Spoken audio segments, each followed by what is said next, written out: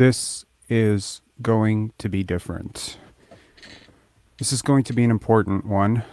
And, first of all, congratulations to the Raptors on the win. There's a lot to talk about today. A lot. We're going to talk about spacing. We're going to talk about the Raptors defense. We're going to talk about Jakob Poeltl, of course, playing really well. We're going to talk about the narratives and the storylines around this team. And we're not going to duck the elephant in the room without going into too many specifics. We are going to talk about that as well. Several of you have DM'd me throughout the day, and I appreciate that. So first, let's talk about the game. And may I just say, it's kind of depressing that the Orlando Magic are sort of like a rival for the Raptors at this point. I mean, they are a very young team, and they are aggressively bad, albeit they've had some very interesting spurts, and they have some very interesting young players on that team. And a lot of players that I really like. Markelle Fultz, I nearly fell off my couch when he had that dunk. I mean, I'm not surprised the entire bench did not come right off. Precious Achiuwa is a hell of a defender. And for him to just go over him like that was absolutely crazy. Magic defense is just, when's the last time you saw the Raptors shoot 60% of the field? That's got to be a first this year, right? I don't think I've ever seen them shoot 60% from the field. Wow. And that's going to happen when one of your leading shot takers is one of the more efficient players in the league in Jakob Poeltl, right? I believe there was a stat that over the last 5 or 6 years that he's like the 7th most efficient player in the NBA. Yes, he is very efficient around the basket. He's good. He's got really good touch. It's almost automatic. If he catches it inside the paint, it's almost an automatic 1.4 points or 1.3 points every time. Addressing are the Magic the Raptors rivals? I mean, there's a lot to talk about with the Magic and the Raptors, right? There's a lot of storylines. That's what rivalries are built on, right? The Raptors don't have real rivalries. I mean, they have a rivalry of, I guess you could say they have a rivalry with Philadelphia, right? Because Philadelphia knocked them out last year.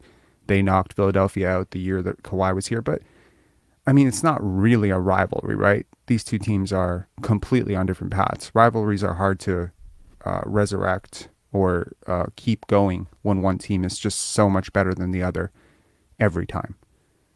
I think that's part of being a healthy rival, right? I mean, we're always going to have Joel Embiid doing airplanes, and that's always going to be a thing. But the team that he was really rivaling with isn't really here.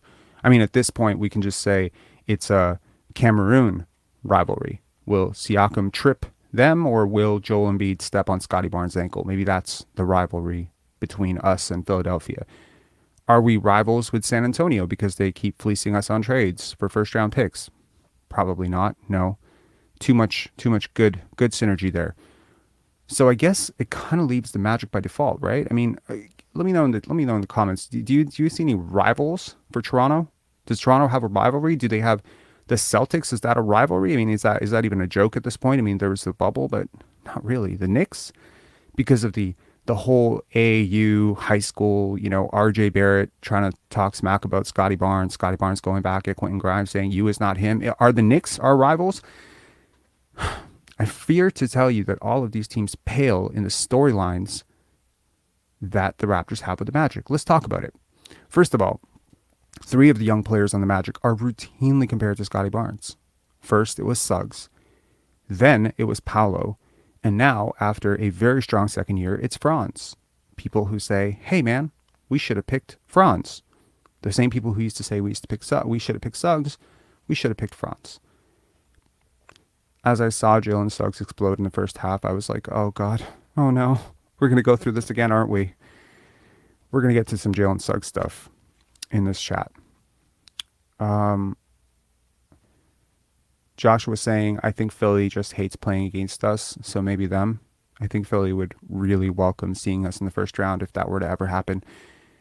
There's so many storylines there. There's the whole Waltman being, a former executive with the Raptors, taking a lot of what is the Raptors draft strategy and bringing it to Orlando, and then effectively doing a really good job of picking these big plus size non-shooting playmakers. Paolo, Franz. I mean, Franz is an okay shooter, not a great shooter. Jonathan Isaac, Mo Bamba. I mean, there's a lot of draft similarity, and I talked about it in a previous video, right? There's that rivalry. Then there's the rivalry of the fact that the Raptors season effectively fell off the rails after losing 2 times to Orlando. In fact, a lot of the talks that we were having throughout the season stem from a decline in this team's performance going back to those back-to-back games in Orlando. Then there is, of course, the narrative that the Orlando Magic would welcome the opportunity to overpay for Fred VanVleet. I wonder after tonight if they are rethinking that. But, Fred had a dominant game in terms of distributing the ball. He had that really impressive, where he ripped the ball away in the post. I believe it was against Wendell Carter. Good stuff, I wonder if Fred VanVleet will be with the Orlando Magic training camp. So there's a lot of storylines with this team, right? A lot of storylines. Of course, is Paolo better than Scottie Barnes? People were ready to declare, Scottie's great, but nothing compared to Paolo. Look at Paolo, 20 points. He's so good. Doesn't defend nearly as well, by the way, guys. Doesn't pass nearly as well. I mean, he passes great. I have been very impressed by Paolo. Tonight, the Raptors sort of turned off the water. Now, let's look at the team stats here. I do apologize. So the format of this show is going to be a couple things. Number one, we're going to talk about the game, right? And we're going to get to your calls. And MSJ, hang tight. I know you're waiting. But we're gonna address a big elephant in the room before that. And it's something that's, I don't know, it's interesting to me. It's bothered me a lot today, and I do want to talk about it because I think I don't duck things. I like to talk about them. So let's look at about that. Oh my gosh. Is that the real Marco or the fake Marco? Because apparently we had a fake Marco at one point because the real Marco is gone. I do not know if that is the real one or the fake one, but let us look at the team stats regardless. Okay, the Raptors, for the first time probably in weeks, if not months, they actually take fewer shots than their opponent. But it didn't matter because they made 50 of their 83 attempts tonight. That's crazy, right? The Magic take more threes, make more threes. They take fewer free throws, so they make both teams roughly the same around there. But for what seems like the 150th time in a row, the Raptors surrender above 50%. I want to draw this back to a parallel that I like to use in chess. Okay, now I understand that not everyone here is a chess nerd, and maybe doesn't know a lot about chess, but I promise I won't get too deep into this. So in chess, it's possible to win on a blunder by an opponent. An opponent has, a vision impairment for a minute. They just don't see something and you win. And it doesn't necessarily mean you're a great chess player. It just means that your opponent made a very big mistake. And systemically and over the long haul, that's probably not a good way to measure how good you are at chess. What is a good way is not necessarily wins and losses, but rather to look at your chess rankings, to look at your games after. And, chess.com this is not sponsored by chess.com, but I'm just saying to anyone who wants to play chess, go to chess.com. When you play a game, it gives you a report after. Based on the leading chess engine, it tells you how many mistakes you made, how many blunders you made, and perhaps even how many missed wins you had. Mistakes are obviously not as costly as blunders. Blunders are considered like catastrophic pieces where you, forget to protect your queen, or, you lose a rook to get a pawn or something stupid like that. Mistakes are just, this is not optimal. You should have done this. And of course, missed wins are self-explanatory. You had an opportunity to win the freaking game and you declined because you didn't see it. Sometimes, I got to tell you, I play a horrible game and I win. And usually I'm filled with jubilation after that win. I don't mean to sound like a complete nerd, even though I'm not going to do myself any favors here to the how the hell does Rob have a girlfriend crowd. But I'm just being honest. Like, it's very exciting when you play a horrible game and your opponent somehow still screws it up, right? But generally speaking, the most satisfying, deeply satisfying wins are where, you see few mistakes, few blunders, if not any blunders, hopefully no blunders, maybe one mistake. I'm not, Magnus Carlsen, one or two mistakes, zero blunders, zero missed wins. And whether you win, lose, or draw in that situation, you played a great game. I can't remember the last time the Raptors played a great game. And I mean a great game. A game that shows me that this team is ready to threaten someone at the top of the East. I'm talking Milwaukee. That team is on a tear right now. I'm talking about Philly to some extent, even though they're slumping a little bit right now, but a healthy Philly with Maxey, with Harden, with Joel Embiid, all going at the same time. I'm talking about, obviously, the Boston Celtics. I'm talking about the Cleveland Cavaliers, a team that we have beaten 3 times this year. Yes, I am still a little bit worried about, if you were to face that team in 7 games, would it hold up? Would your regular season success hold up? Or would this be like, going 4-0 against the Wizards during the regular season way back when and then getting swept? The playoffs are different. Things that project well are shot diet, defense, consistency, and a lack of blunders and a lack of mistakes. The Raptors made so many mistakes tonight, man. I got to tell you. Oh my God. 2-on-1 fast breaks. Just nothing. Clear advantages in transition. Ball right out of bounds. Pascal Siakam, leading that break. That wah. And he traveled. What the What, okay, sorry. Like, this is like 6 or 7 shacking a fool moments in the same game. This is not great. But the Raptors shoot 60% behind, of course, a very dominant game from Jakob Poeltl. So let's talk about how Jakob Poeltl impacts the spacing, right? On the one hand, I've been on the fence about this for a while now, about how maybe having an expanded playmaker, because of just how aggressively bad Chris Boucher and Precious Achiuwa are at sometimes playmaking for others, that possibly just having a really smart player in that role, even though he doesn't shoot, could be an improvement.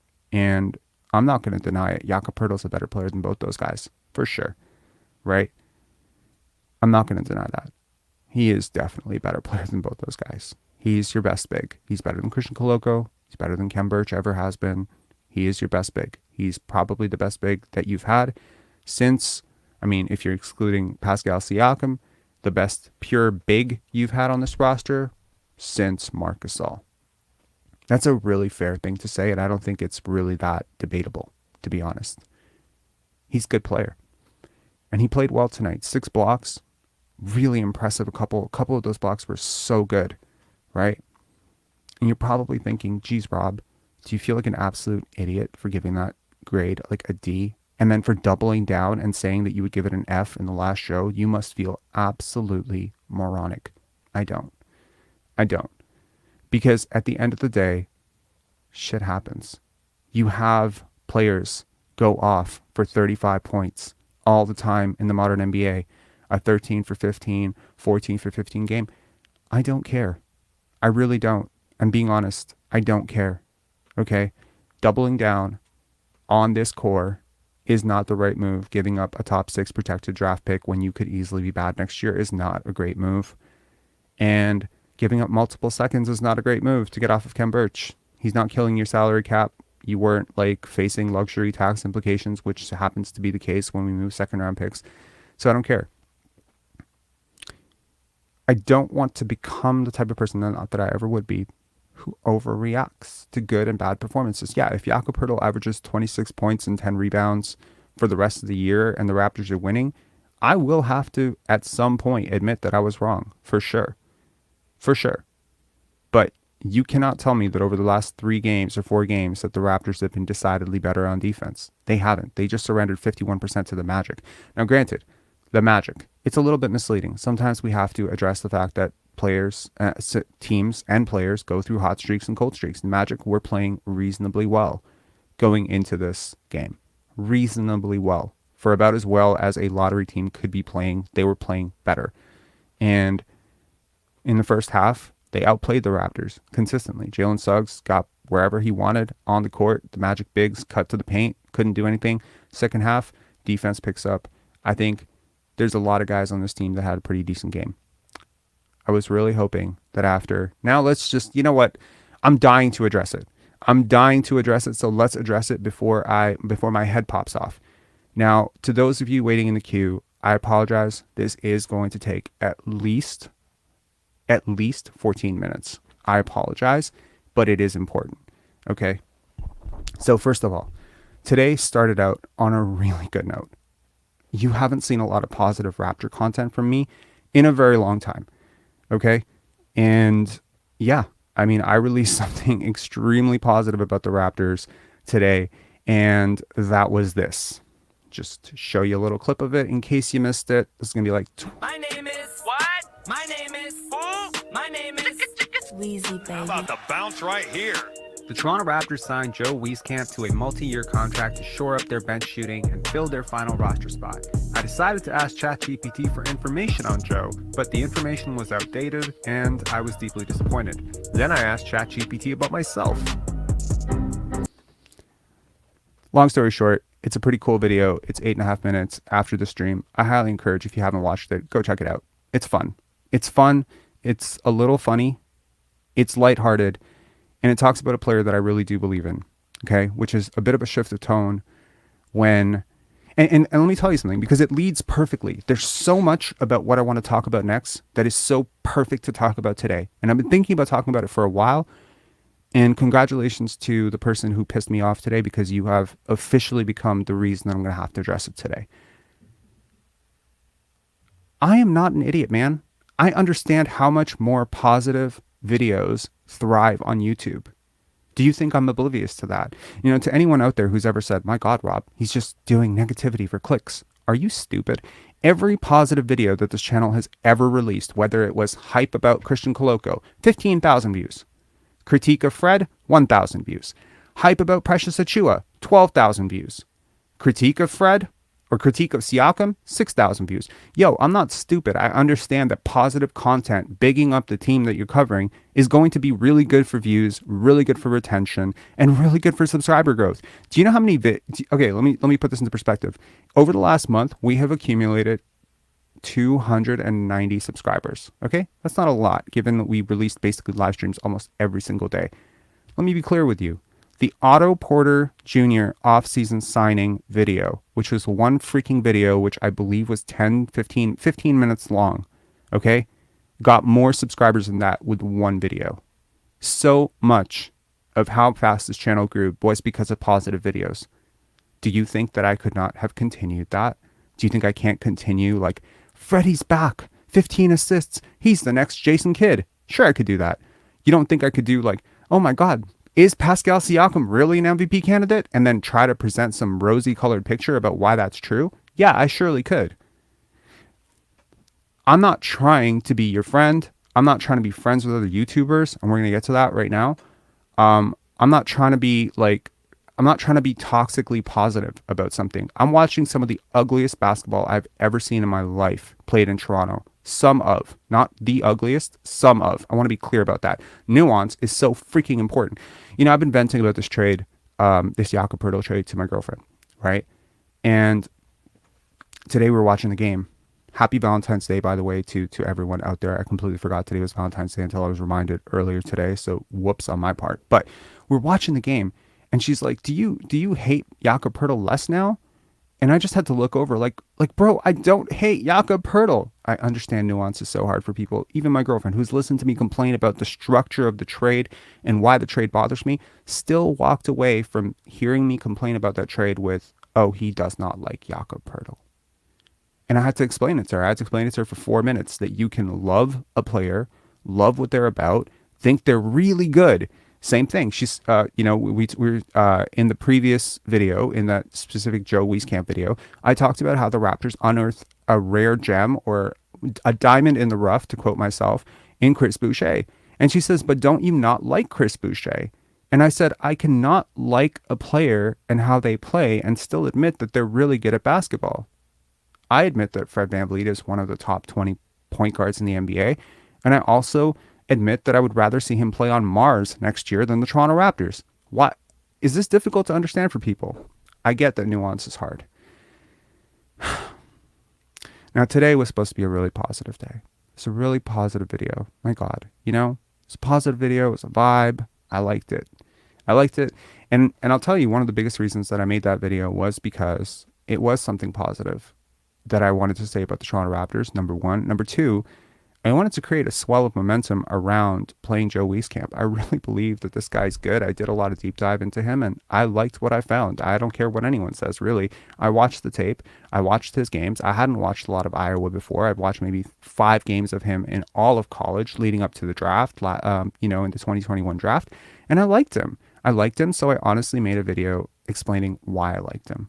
And I think that that's cool, and I hope that he sees it and it's like, hey man, like I'm the 15th or 16th guy on the roster and Raptor fans are making a video about me. I think that'd be a nice vote of confidence for a guy trying to adjust to a new country and a new city. I think that's awesome. He's 23 years old. Like, if you remember being 23, any vote of confidence is a great vote of confidence. So I hope he does see that and I hope he enjoys it. It's like, it's fun.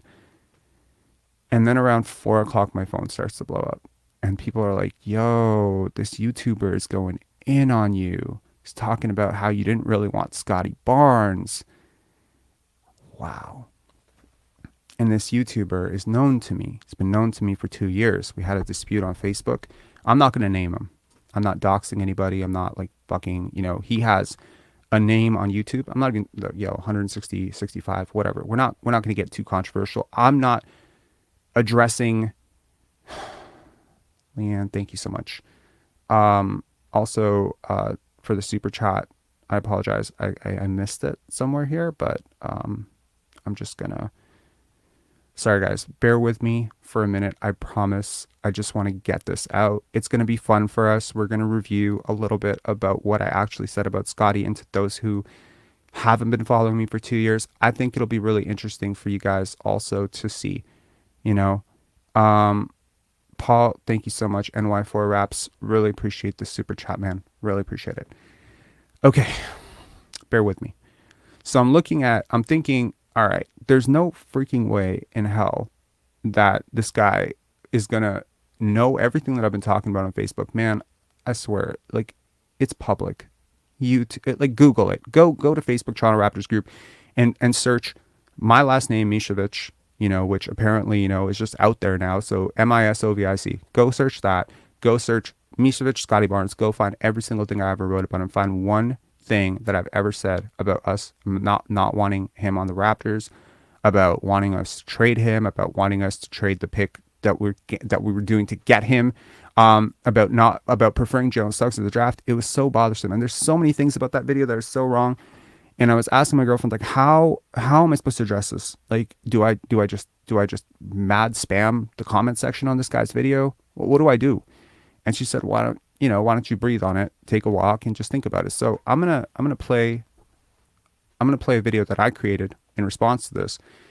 And this serves 2 purposes. Number one, it serves the purpose of clarifying the record. I do not duck the elephant in the room. I guard my reputation with my life. I do not lie. Don't ever try to tell me about shit that I said that I did not say. You are really, really barking up the wrong tree, sir. So let's just get to it. I'm not enough preamble. Let's get to it.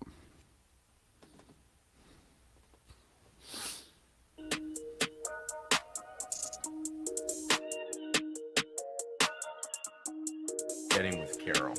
When you get to criticizing DeMar and Poeltl leaving and saying the timing was wrong, I just don't understand that argument. I gotta say, Rob, Delano Banton and David Johnson, that's a win-win for me. I know some people are going to be critical of David Johnson. I know Robert himself has David Johnson on his list of low IQ players.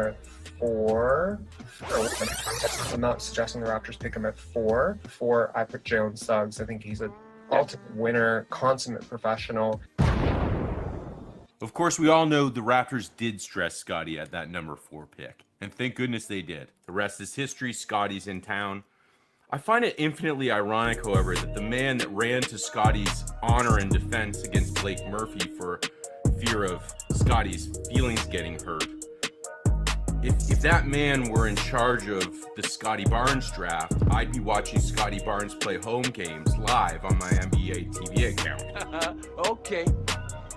All right. I'm putting cases on all you bitches. Can you please explain to us and everybody else out there why you chose Scottie Barnes? Well, first, I just want to go through my top 5. Right? So, like my big Okay. board for the Raptors, obviously number 1, Cade Cunningham. I think just really high floor, an exceptionally high ceiling, Evan with a 7'3" wingspan, excellent lane agility. He's exceptionally fast. He's bouncy. He measured a 40-inch vertical, at the draft. He's got hyper processing speed. I mean, he guarded 1 through 5 for Florida State. But the interesting thing about Scottie Barnes is he can also play 1 through 5 on offense. He can play point guard for you. He's developing handle, but it's tight enough that he could realistically run some guard for you, run some forward for you. And in the modern NBA, when you think about Pascal Siakam, OG Anunoby, guys like this, what makes the Raptors so great in years past has been their switchability. Guys like Gasol, Ibaka, long, rangy defenders who maybe Gasol and Ibaka are a little bit older in age, so they couldn't really guard point guards. But imagine a center like, Scottie Barnes, small ball center, being compared to Draymond Green, who could pick up a point guard. What does that do for your defense? I mean, it makes you off the charts defensively. So I think that, I think he's better offensively than people give him credit for. I don't think that Florida State necessarily prioritized, that side of the game for him. And, his shot has improved a little bit, and I think he's done really well at the pro day. I think scouts really like him, and I'm not suggesting the Raptors pick him at 4, but I think there might be a case that if we know, and we have a really good relationship with the Orlando Magic because of Jeff Weltman, their president, former Raptor executive. So if we have a little agreement with them that they know they're picking Kuminga, then we could realistically swing back and go 4 for 6, and 6 and plus assets, 6 plus 16 from Oklahoma State. And get some assets in that. So that would be my 3rd pick, would be Scottie Barnes. Number 4, I put Jalen Suggs. I think he's an ultimate winner, consummate professional. Now, just to clarify, he soundbited, I put Jalen Suggs at 4 to suggest that I would have picked Jalen Suggs at 4, and that the Raptors would have missed out on Scottie Barnes because of my stupid trade, when I clarified, because the Raptors have such a great relationship with Jeff Weltman, at the time of recording, May 29th. By the way, this is well over a month and a half before the NBA draft. NBA draft happened June 20th, 22nd. Wait, May, June, was it June? July? I can't remember. Point is, it was a while before. Was it July 2nd? I don't know. Point is, this was well before the draft. At the time of recording that video, Jonathan Kuminga was rumored to be going number 5. So it was Raptors choose between, Raptors were obviously going to take Jalen Suggs. Magic were going to go Kuminga number 5. And number 6 is where it got interesting, because it was going to be either Scottie or was it going to be somebody else? And that was how the draft was supposed to unfold. But there was a rumor that the Orlando Magic wanted Kuminga, and that the Oklahoma City Thunder had their heart set on a top 4 pick, and they wanted Suggs. So I thought to myself, the Raptors have this great relationship with the Orlando Magic. Why not just ask them who the hell they want? And if you can confirm that they don't want Barnes, and Barnes is the 7th rated prospect, why would you take the 7th rated prospect number 4 if you can grab him at 6 plus grab 16? Later in that video, I cited some of my targets for who the Raptors could pick at 16, and I said Josh Giddey. I didn't know Josh Giddey would go number 6, and I said Alperen Şengün. By the way, both those players are freaking awesome. And I think that a lot of Raptor fans actually argue that Scottie Barnes is worse than both those guys. So yeah, my draft day trade would have been contingent on the Magic agreeing that they were going to pick Kuminga. And we have a really good relationship with them. They would not double cross us. Jeff Weltman and Masai Ujiri, best buds. Okay. So to even allude to the fact that I'm not a huge Scottie fan is so ridiculous. To allude to the fact that I was disappointed that the Raptors didn't, that I wouldn't have, if I was running the Raptors wouldn't have Scottie Barnes. Bro, number 3 is higher than number 4. Wow. Okay. This goes long because I didn't want to edit. Okay. I didn't want to cut out bits so that, I'm basically doing what this guy did. I'm not trying to edit around things that I said. Yeah, there's some things in there that I'm not super proud of. I'm not super proud that I had Cade number 1, But the truth is, that question was, what is the Raptors draft board, not what is Robert's draft board. If you want to see, like, if one of you who privately knows me want to see my DMs, bro, I was on Barnes and Evan Mobley number 1, number 2 as early as May. But I thought that the Raptors would prioritize Cade Cunningham over Scottie Barnes. So that's what I said. But there's a reason why the questioning was, oh, Robert, why don't you tell us about your pick, Scottie Barnes? Because it was so awkward and it was so crazy at that time to have Scottie number 3 on a big board in which most cases draft analysts were saying 7, 8, 9. Okay, I'm just putting that into context for those people who just don't remember that period of time. All right, now this is the day after the draft. This was recorded the day after the draft, and this is what I said about Scottie the day after the draft. Also, to anyone naming that YouTuber, do not name them, please. I'm gonna literally delete it. Don't do that. Robert, how did you know? I've been seeing your posts for the last couple of months. How did you know? Did you get me a crystal ball, or are you like Nostradamus or something?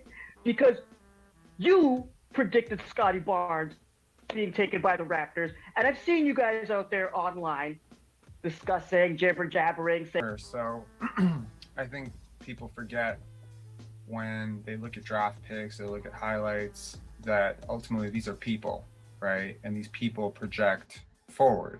So when you look at someone like Kawhi Leonard coming into San Antonio, yeah, he couldn't shoot, he can't do this, can't do that. And then we sort of forget who he was and who he became because our minds sort of rewrite history that way. So the job of a great GM ultimately is to make the tough decision because it's the right decision. Jerry West traded an all-star center in Vlade Divac because he really believed in Kobe Bryant, right? As a teenager. People slammed him for that. You don't do that, right? I think the Raptors are really high on Scottie Barnes because they know who he is as a person and they know how that translates forward. I think they're really a front office that projects well. And honestly, knowing that these guys were who they are, that they're not going to fall into groupthink mentality and care about the mocks and stuff, I knew that Scottie Barnes would be really high on their draft board because he embodies everything that this organization values, which is defensive versatility, character guys, team first, and length, athleticism, switchability, willingness to grow. So whether you look at OG Anunoby, Pascal Siakam, you look at a lot of these guys, yeah, most of them weren't really hypey prospects, but the Raptors obviously could see 3-4 years in advance what their program could make these guys. And so, yeah, I see the comments, these armchair GMs who look at, a couple of minutes of highlights and they're like, oh, he can't do this, he can't do that. Jalen Suggs hits game winners all the time. This is just media narrative, man. Like 5 years from now, people will be like, oh, I knew Scottie Barnes would be great. They didn't know, but the Raptors know. And, if you're a Raptor fan out there feeling a little trepidatious and nauseous about this right now, trusting the GM, president, they know what they're doing. And this is a very special player. He's a very special player.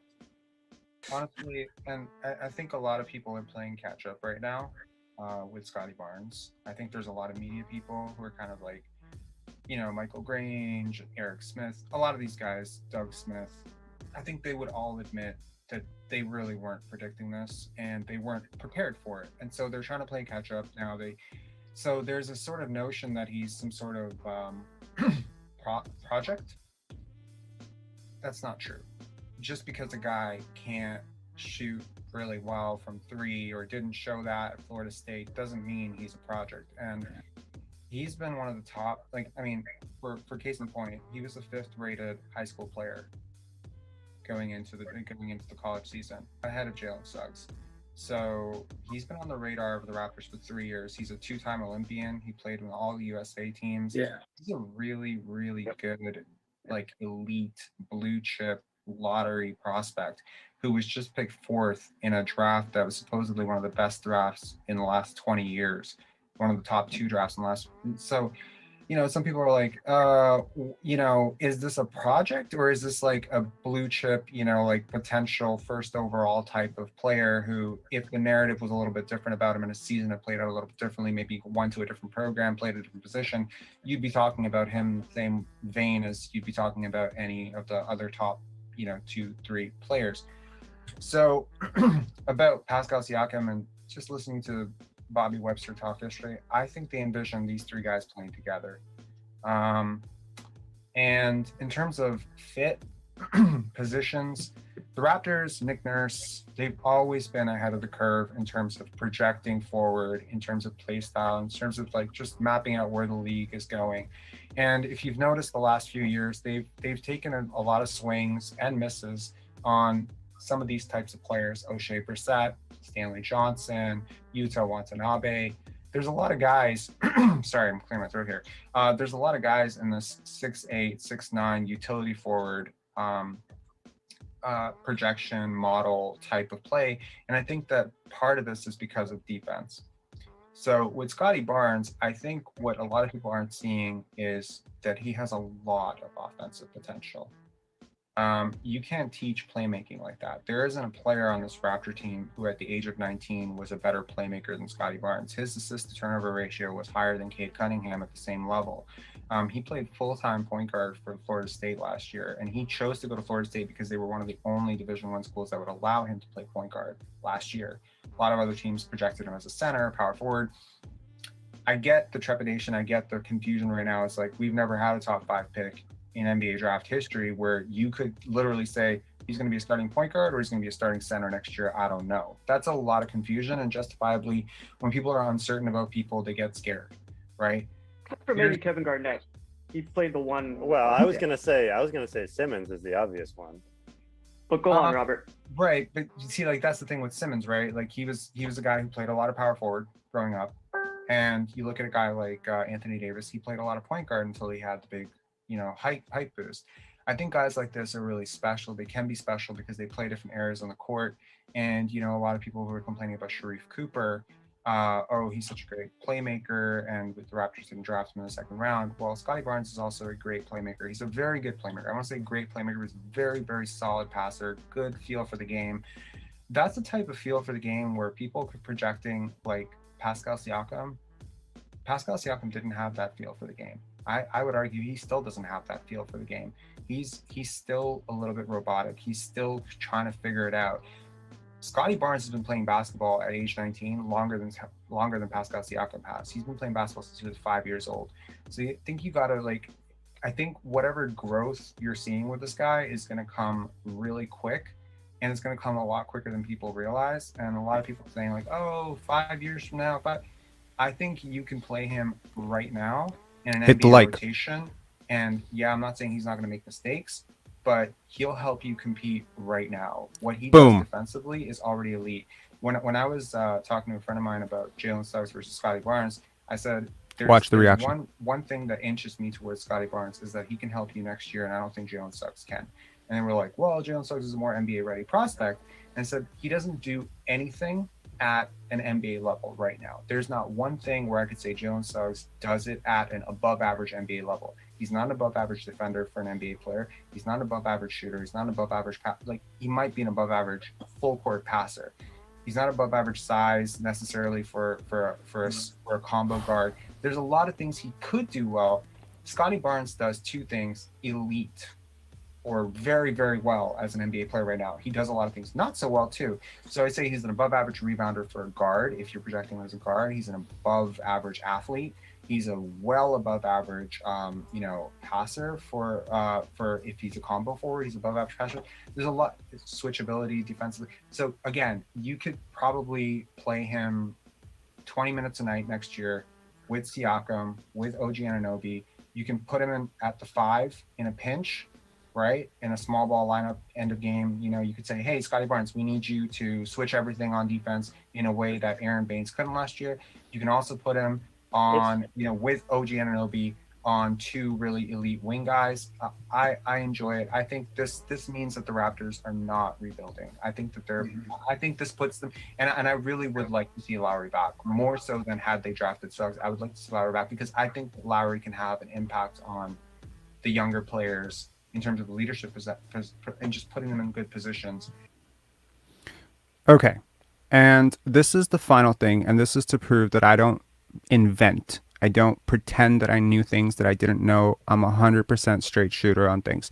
This is after the season when we were campaigning for Scottie Rookie of the Year. Yeah. But go on. Screw him. No, what I'll say is shots fired. the complexity of his role, the efficiency with which he is executed. I'm just going to fast forward. Does.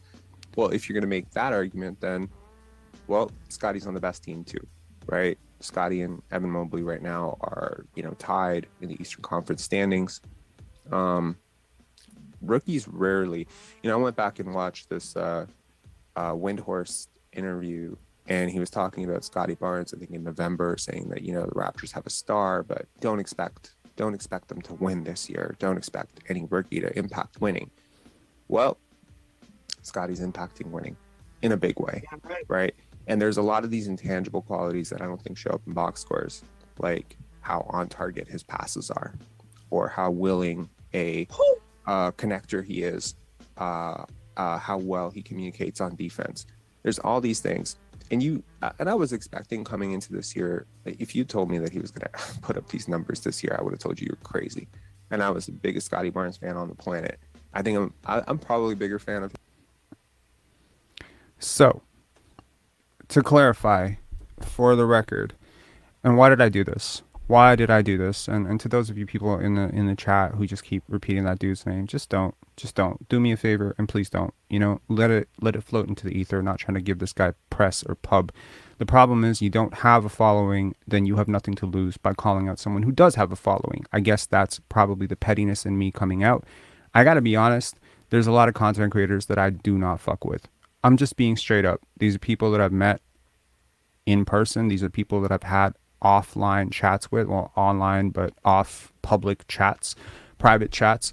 I've had an opportunity to, shit test some of the things that they say. I've watched them lie about me, lie about other people, and I don't mess with that. I don't. I keep my circle pretty close. It's probably why I like Scottie Barnes so much. He does the same thing, keeps his circle close. I don't mess around with people who like to lie. And this dude lied so many times in this video. And when I go there, people are like, well, don't you do the same thing to Blake Murphy? Didn't you do the same thing to Sam Vecini? You call them out. First of all, call them out for things that they actually said, bro. You want to call me out for something that I actually said? By all means, do it. You know why? There was I remember talking about a teacher of mine that like really, really influenced me. And there was a moment where I was debating telling someone something that I felt. And she said, you should tell people the truth and then it becomes their problem. Some of the best advice she's ever given me. I realize it's a quote that's quite famous. It has quite a bit of circulation. I think you should tell the truth because then you never have to wonder about what you said. I don't ever have to wonder if I said David Johnson has low IQ because I've never thought that David Johnson has low IQ ever. I've never thought that. I've never felt that way about him for a second. Have I felt that way about Chris Boucher? 100%. Malachi Flynn? Sometimes, maybe, not really. I don't think I would have said it. But I don't have to worry about shit that I did or did not say because if I didn't feel it, I never said it. You've never gotten me to say something like that. So, long story short, there was a part of me that was curious to look back on these old videos. I like to avoid these videos because the people that are on that, I'm not trying to get controversial, but I don't mess with those people anymore. I saw some of the stuff they were saying about me on Twitter. And, when it's an opinion, I can't be too mad at it. The person, one of the people in that video, there was a really big Raptors media personality who at one point put up a tweet and he said, okay, I give up. What is Pensare Basketball? It's such a passive aggressive thing, obviously, right? You have YouTube, you have an internet connection. Go figure it out for yourself. You're obviously creating this tweet to create a pylon because you want people. And then people, came on and they were like, oh my God, he's a big Scottie fanboy. He's a Scottie meat writer. He's this, he's that. He's terrible. And he would just be like, I see. But then someone would be like, oh my God, actually his content's really good. It's really analytical. You should give it a chance. And he's just like, that's not what I've heard. And it's just like, I see what you're doing. So when we meet in person and you act like it's all chill, like you didn't just make that tweet about me, like we're not cool, bro. We're not cool. I'm not riding with these weird ass rules of how to treat human beings. It's just weird. If I met Fred VanVleet in person, trust me, we'll have a conversation and it'll be an honest conversation about everything I hate about his game. I'm not going to duck it and pretend I'm a big Fred fanboy. Like, what the hell, man? What kind of world did these people exist in? What warped perception of reality these people have. The people on that show, I mean, that guy, one of the guys on that show, he piled on to that too. He said, we had him on our show, before he decided to build a house of Scottie worship. Like, bro, is that what you think Pensare Basketball is? A house of Scottie worship? Passive aggressive beta males. Piss me off, man.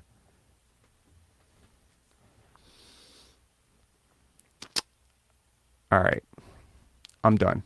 Vented, done, on the record. Don't lie about me. Tell the truth. Tell the truth. Your opinion is sufficient. You don't have to lie. You little man. Don't lie. All right. Jeez. MSJ, what's going on, man? Oh, hey. How are you? I apologize for I made you sit through 50 minutes That's okay. of that. No. I'm doing some work here, so I'm Appreciate just sort of passively listening. Just to kind of piggyback on what you were saying, I don't know, I've been listening to you for a bit there. Everybody likes to be right about basketball, even myself. For sure. Absolutely. You don't think I feel like an absolute idiot for even having Suggs 4th? Like, I wish I had Suggs 18th or 14th. Yeah, but the it other thing is what it about is. But the other thing about it is, if you're wrong about stuff, I don't really see that it really matters 3 months later. Later. If you're an analyst, if you're trying to, let's be real. I do a lot of things. I run a film festival. I'm a filmmaker, and that's a really big part of how I make my money. But, Pensare Basketball is growing really fast, faster than I thought. We're on the cusp of closing 5,000 subscribers. Like, we were at 0 or almost 0, 7 months ago. This is crazy. So the growth of this has been built on, certain things. Yeah, I'm a finicky person. Yeah, I'm sometimes difficult. Yeah, I'm sometimes controversial. Yeah, you can accuse me of being a bit of a Fred and Pascal hater, but I'm straight. I keep it straight. I keep it honest. I'm a straight shooter. I admit when I'm wrong. This is part of the reputation that has been built, and it is not a false reputation. It is a factual reputation. I was wrong about Paolo. I would have picked Jabari over him 100%. If I was the Magic, I would have messed up and I would have picked Jabari Smith. And I still don't, and I still would. That's the crazy part. I can admit that I'm wrong about Paolo and still admit that I love Jabari Smith Jr. and I'm willing to give it another year to wait it out. I was wrong about Walker Kessler. I trolled that pick hard. I said, I don't think that that's a great pick. I'm so wrong. I watched 4 games, and you know what? This is how we improve. Yeah, I didn't do enough. I didn't see that guy. Exactly, man. I did not see that coming at all. And this is how you get better. You're like, okay, how did I miss Walker Kessler being this good? I saw the stats, I saw the analytics. He was dominant. But I have biases too. I saw a big white dude. I'm just being honest. I saw a big white dude in college dominating, and I'm like, I've seen this player 100 times, and I was wrong. There's something different about him, special about him, and I need to investigate further. So the next time, I have been on the record saying Zach Edey is probably not going to be a very good player. But before I double down on that, I'm actually going to do some Zach Edey research. I'm not just going to be like, okay, well, he's 7'4", he's a 7'4" white guy, and he's not going to be successful in the NBA because of that. I want to actually listen to interviews. And that's why I did a deep dive on Joe Wieskamp. Because initially when the Raptors signed him, someone asked in the comments, like, what do you think about Joe Wieskamp? And to be honest, I watched 3-4 games of his at Iowa leading up to the 2021 draft, including, one very big one where he hit a game winner. And I'm just like, it's not going to move the needle. But now I do 20 hours of research. I prefer to be, I believe your reputation is important. I also believe that letting go of things you cannot control is important, but I do believe that as an analyst and as a bit of a public figure now, I think the reputation is important. And I'll tie this back to something that Dave Chappelle said, where he had made this, I think there was something about him when it came to being transphobic. And this came, are you familiar with this? Yeah, I think I know what you're talking about, yes. Okay, yeah. So he addressed it in one of his latest specials where he said, look, in the context of his friend Daphne passing away, and it was very deep. And regardless of how you feel about Dave Chappelle or what he, his relationship with the trans community, whatever, I'm not here to debate politics with you. What I am saying, however, is at one point that he said, and not you specifically, I mean, like with the chat, like I'm not trying to derail my own conversation, but what he said, which was so important, was he said there was this article that came out, and every person that I met for 10 years echoed the points in that article. And so when I watch this video, I'm like, bro, this guy has 500 subscribers. Chances are this video is going to get 1,000 views. But every one of those 1,000 views is a viral infection, because people will walk away from that with that selectively edited clip, with that completely bullshit, because it's like, it bothers, it doesn't bother me so much. There's another YouTuber out there who beefs a lot with me, right? And he's very aggressive about it. And he's American. So I sort of appreciate that. He can just be direct. He'd be like, I don't fuck this guy. I don't like him. I'm going to come into his chat. Whatever. At least we're clear about who you are. You don't like me. I don't like you. Great. We're clear. What bothers me immensely is people who act like they're your friends. They come into your comment section like, oh, I love that we disagree respectfully. It's so great. I love your content.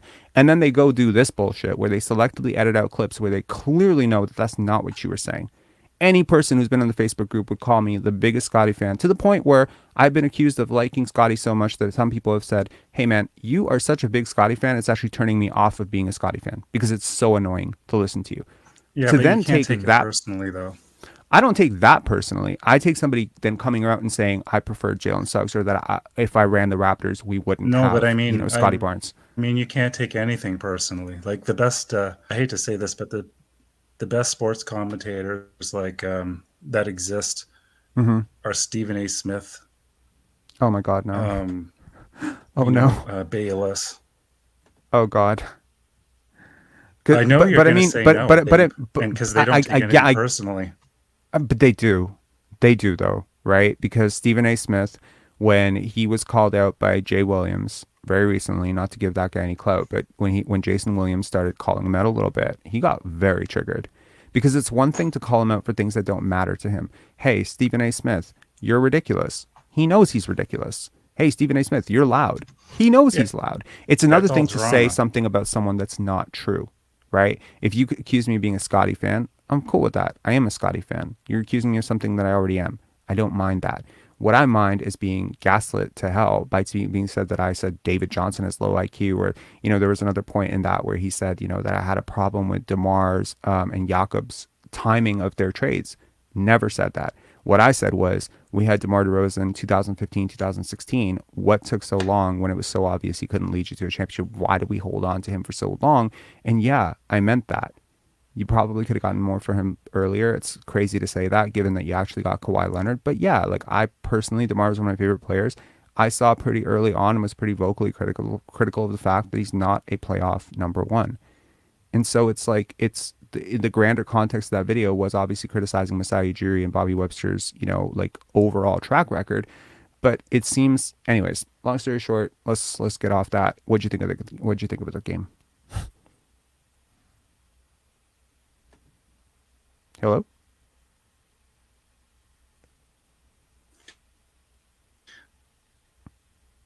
Well, I think your mic got cut out there. I thought that Fred.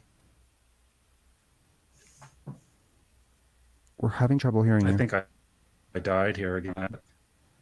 You did. Maybe I should call back in or something. Yeah, it's just where I live. I don't live in North America, so it's bad internet. I didn't know you didn't live in North America. Where do you live? Call back. Oh my God. Okay, it's getting really bad. Call back in, and I'll try to get you on after the next call. Okay. First of all, thank you to everyone for the aggressive super chatting. I really appreciate it. Kuato from Mars, Goonie, thank you so much. Jason Choi, thank you so much. There's so many super chat stickers. And Leanne, as always, thank you so much. Yeah, man, like, you guys are making this channel so financially successful. I want to thank you for that. Obviously, I'm pretty clear on the record. I don't do this for the money, but I'm very humbled that there's so much support out there for this content. Next up, we got Playing for What? What's up? Hey there. I'm sorry you had to rant about all that. Yeah, me too. I mean, but you know what? It's cathartic as well. I think some of this shit needs to be said. I mean, people lie about people all the time. I don't appreciate it. Yeah. What's up? Well, I guess should we do thoughts on the game? Yeah, absolutely. Well, I know you aren't a big fan of doubling down on the decisions, but at least I didn't get to voice my opinion because I wasn't on call when they made the Jakob trade. But I thought this was probably going to be the result of it if Jakob played to his previous capabilities, at least, because Mhm. at least his passing abilities with cutting. Like I know you don't like the spacing issues, but I always thought that Scottie's a phenomenal off-ball cutter, and in some ways you could maybe argue Jakob's a better passer than Freddie because he can see over people. That's a perfect mix together. So that creates like a nice little two-man game that, Scottie can actually space out to the three-point line in the corner, and that allows him to cut to the basket and stuff like that. And you could do the same with Precious or Chris Boucher. You could do a lot of delay action type of stuff. You could do a lot of zoom at the top of the key with Jakob. You can also do like Right. the typical pick and roll, which I thought like just because he doesn't shoot doesn't mean he doesn't have some degree of gravity. So I was happy to see this. Now to see if we can do it against real contenders, that would be good. I But think Paul's comment here is worth noting. He said it's Orlando FFS, and that's exactly it, right? I mean, I'm not throwing shade at Wendell Carter and Bol Bol, obviously good young players, right? But can we let's see this against a slightly better team? Like yeah, this was a 100%. scheduled win all the way through. I want to see us do this. Like we have some tough matchups coming up. We will see Nikola Jokic, I believe, twice or at least once. Let's see how we do against that. We'll see Al Horford and Rob Williams. Let's see how Jakob does against that. Because I'm telling you right now, I don't think that it's encouraging that in back-to-back games, I believe, if I'm not mistaken, we've given up over 50% from the field. That is pretty bad because, that's Well, like, I agree with that, but at the same time, we haven't had OG, right? We haven't been able to have that's OG. a fair point. That's a we fair haven't point. had OG to protect our perimeter, so it's put a lot of pressure on Jakob. And I think But that you I have think Jakob had has to Precious still back. adjust. Yeah, but I mean, but like at Precious the is end of the day, good. Precious is good, but who's a better perimeter defender? Like OG is a better perimeter defender than Precious, but I will say that this issue started before OG got injured. So let's not conflate that. Well, Like the issue with the defense has been pretty much ongoing through all of January. With I would say OG, it's all without season OG. long. I would say it's the whole season we've No, had a there serious have been defensive moments issue. where it's been good. Like for instance, the game against Sacramento. I opined or pondered or ruminated, I don't know, earlier about when's the last time the Raptors played a really good game. I think Sacramento was about as close to a really good game as they've played. I mean, they weren't great offensively, but they were dominant defensively. And that was against a really good offensive team. That's the type of team that you test your defense up I, against. If you can shut the water off for them, that's good. If you can force an all-star, I put in air quotes for Domantas Sabonis, although it's probably unfair to do that given that he's now made all-star twice. But okay, you stop an all-star, you force him into 9 turnovers, I believe. That's well, a really good sign for your defense, I right? agree. I agree, but as you said, like we shouldn't be overreacting to just one game. I know we've had a couple good moments, but consistently, the Raptors are actually one of the worst defensive teams, or at least at best average in the whole league right now. Which is They're definitely not one of the worst. They are average. It is difficult, however, to be average and one of the 5 worst offensive teams. That's how you no. lose. Well, I mean, maybe in half court, but the Raptors are actually. I'm looking at Thinking Basketball offensive rating right now. They're top 11 in overall because the offensive rebounds and the transition Yeah, provides a lot of value there. because possessions and rate, all that shit, it does influence it, unfortunately. But Yeah. I think look, there are certain things I consider that track or that scale and certain things that don't scale. This is why I don't look at a printing business today the same way I look at a tech business, because I need things to scale up. This is deeper level thinking. I think that what the Raptors are doing, which is like beating the crap out of teams on the glass, offensive glass, I don't think that holds up in the playoffs historically. I don't think that beating the shit out of teams in transition, which I mean, the Raptors can't run a 2-on-1 fast break to save their lives, but yes, we do tend to grab a lot of steals, which leads to more transition. I don't think that holds up in the playoffs. Okay. Playing your starters 40 plus minutes a night and beating the crap out of teams that are aggressively playing their bench and, consistently being negative against the starters and then plus against the bench. That doesn't scale up either in the playoffs, because in the playoffs, Joel Embiid is not going to play 32 minutes. He's going to play 40 if needed. He's going to play 46 if needed. Other teams are doing it differently. We are scheming. Not scheming, scamming. We are scamming. That's what I don't like about what Nick Nurse is doing. He is scamming the system. Okay. Well, I agree, But the thing is like as you said, like there is no historical precedent for this working. I mean, maybe it will, maybe it'll never work. I mean, that's part of What experimentation. But you specifically could are you have also talking said about this. working?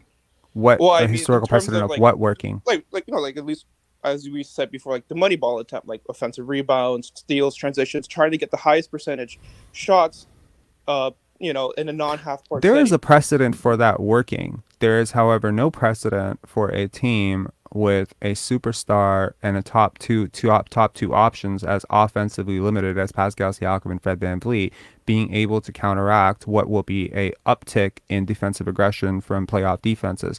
You can offensive rebound all the fuck you want. You're not going to be able to beat a team, when you yourself have point of attack issues defensively, and then on top of that, counteract it, you take terrible shots offensively, as in you're consistently making worse. Because the thing, like, look, the Raptors are a really good historically over Nick Nurse's tenure at shutting down stars. I mean, we've routinely held, guys like Kevin Durant, Donovan Mitchell, now tonight Paolo Banchero. Like, we hold these guys to below league average, but then we allow role players to shine because we give up corners, open blow-bys, we give, driving lanes. We try to make teams uncomfortable, and teams, historically have struggled against that. However, this year, more so than ever, I've seen teams sort of catch up to us, and they seem to be willing to do that. So, for instance, against Brooklyn, the previous iteration of the Brooklyn Nets, we would consistently double, triple, quadruple. We would send 6 defenders to Kevin Durant if we had 6 defenders to send at him. But what happens? Kyrie Irving goes out for 20-plus points every single second half. We lose the game. It happens over and over. Yes, there is a version of this that could work defensively. You could sort of shut off the paint with Jakob Poeltl, and you can be so damn dominant with OG and Scottie and Pascal. But then, but then the fifth issue is consistently going to be now you have 3 to 4 guys who need that same area on the court, and your offense is going to tank. You might think, hey man, having a guy who shoots over 70% at the rim, how can that ever be bad for your offense? It can be really bad for your offense because you can't do anything outside of that zone. So yeah, there's a reason why a guy like DeMarcus Cousins or a guy like Tyson Chandler might be zoned out of the league right now. There's a lot of guys like this, man. There's a lot of guys in the NBA, I mean, who are not even in the NBA right now, who could easily shoot. I mean, look, what does Boban Marjanovic shoot? I mean, I'm not comparing Jakob and Boban because that would be ridiculous because of the defense. But look at Boban's per minute splits. He's so freaking good. I mean, if you were an analytics novice and you didn't know anything about the context of analytics, you would walk away thinking Boban Marjanovic should be the MVP. But he's not. Why? Because he clogs up the fucking paint. Argument. I don't think that's the argument about what is the why argument? Poeltl has value to the team. I mean, Poeltl has, like, not to compare him to Sabonis, but who thought that Fox and Sabonis, I mean, realistically, the majority of people, maybe some people thought that Fox and Sabonis would be a great combo. They're a great combo. The beef is that Tyrese Halliburton's a way better player. Well, I know that they are a great combo, but at first, not many people, I doubt that many analysts out there, maybe you did and a few other people saw that there was a great opportunity there if they found the right way to play. I hated the trade. I told Leo straight to his face, you guys made a mistake getting rid of Tyrese Halliburton. He did not agree. And you know what? He probably still doesn't agree because, whatever. He doesn't think he thinks Tyrese is overrated. I disagree. I think Tyrese is amazing. They could have made it work. And honestly, if you're asking me, I would have rather traded Fox, even with the season he's having right now. Well, I agree, but to put it in this context, at least from what it seemed, whether or not we believe Masai didn't think that he could get the return that he wanted for his players. In the summer, maybe Fred walks away without us getting a sign and trade, but I'm betting the relationship he has with Masai, that would be my guess, is that we would get a sign and trade. Okay, I don't think so. And honestly, one thing that people just, here's the thing. I don't like when people, now I'm not suggesting you're doing this, but I say just in general, I have a general beef with people parroting points when they haven't thought them through. How do you do a sign and trade without taking back salary? Can you achieve that? Is there some miracle in which you can convince a team to take on a sign and trade, as in give you actual assets, and then not send back salary? Why would they do that? Well, to the CBA rules, you're allowed a little bit of leeway by a few $100,000, but irrelevant. No. Okay, are you talking about giving us assets back? Well, the thing is, it's like look at this. Who are the teams that Fred would really want to play with? I mean, maybe hang on. One second. Yeah, go ahead. There was genuine concern. I mean, that the Raptors would not have enough money under the luxury tax to afford Fred plus OG plus Gary plus Pascal. Okay, that long-term concern is now even exacerbated further by adding Jakob in place of Kem. Now, sure, you get off of $6 million of Kem, but Jakob has quite a bit of cap hold next year, and honestly, he's going to demand quite a bit of a contract, especially if he puts up performances like tonight. In order to retain him, let us estimate what is a number that you are comfortable paying Jakob Poeltl next year. Oh, maybe like 17 to 20. I mean, okay, let's go to 20 because I think that there's some precedent to be able to say he'll go north of 15 potentially because, you know, whatever, especially if him being here leads to us winning more. Oh yeah, easily. If he turns around our season, happily 20. Okay, now so that's a 14 plus. So you were panicked with, I mean, not you specifically, we were panicked collectively as a fan base. We were panicked with, oh my God, Kem Birch, you know, 6 million. We were panicked with that. Now add 14 million to that. Now ask yourself the question, how can you afford Fred VanVleet at 30 million and Gary? So you have to let one of these guys walk, right? Okay, wait. Sure. Wait. I get that there's a panic, but nobody's even showed me the actual math of, okay, because firstly, since we have bird rights to all these players, the luxury taxes for us is going to be at 162 million estimated. And over that, it probably keep growing like another 8% each year. So the idea that we're going to be continuously in luxury tax, depending on how the contracts work out, isn't necessarily true. Now, I can see the fact that we will be in luxury tax depending on how much Gary and Fred demand. They're both demanding 30 million or so. But like, where is the math that all of these players together are going to be reaching 162 million in the next season before we even give OG an extension? Because we won't be giving OG an extension until fall, right? Because that's when. So, however, long term, you have to think about all the extensions. You can't see because other teams, they are going to know that you are in dire straits. Now, you've already given up a 2024 draft pick. Do you want to give up 2026 and 2028 to move off of Jakob Poeltl's contract when every other team knows that this 30-year-old center does not fit into your long-term plans and you're going to have to literally let OG walk because you can't afford? There's no chance in hell. By the way, I want to throw this out there. The Raptors are not a contender this year. They're probably not going to be a contender next year unless something very drastic happens, like Kevin Durant decides that he wants another trade. So chances are you're going to go to the MLC board if you're Masai Ujiri and Bobby Webster and say, hey man, we really want to keep all these players. And they're going to say, tough fucking shit. You can't. So you're going to have to give one of them up. Now, if we are to believe what the common, the armchair GMs out there think, we're going to get a sign and trade going. All right, let me work this out for you. Last year we did a sign and trade for Kyle Lowry, but what did we take on? We took on Goran Dragic, right? I mean, we did get back Precious, but we took on Goran Dragic. How much money was Goran Dragic making? Like $21 million, $20 million? Was it 20? Yeah, I think it was about. Yeah, it was 20. And that $20 million sat as an albatross contract on your bench. It stopped you from filling out your bench. It stopped you from filling out your depth. It kept you in perpetually throughout the season. You were struggling because that contract was on your books and he wasn't part of your plans, and other teams refused to believe your bluff that you weren't eventually going to waive him. Eventually you get rid of a first round pick to trade him for Thaddeus Young, a player, by the way, who had equivalent value at the time, was just as old, frankly, and maybe a year younger, and the Spurs were going to waive. Okay, so you get off a first round pick, you swap the first for second because, oh my God, Thaddeus Young is better than Goran Dragic. Barely. Okay, let's be real. Barely. And Goran Dragic, you've been lacking a fucking point guard, a backup point guard the entire way through. Goran Dragic, easily better than Malachi Flynn. Easily better. We're not going to get into the debate of Goran Dragic right now. You can argue he didn't want to be here. Point is, you took on salary. You're going to have to do that again.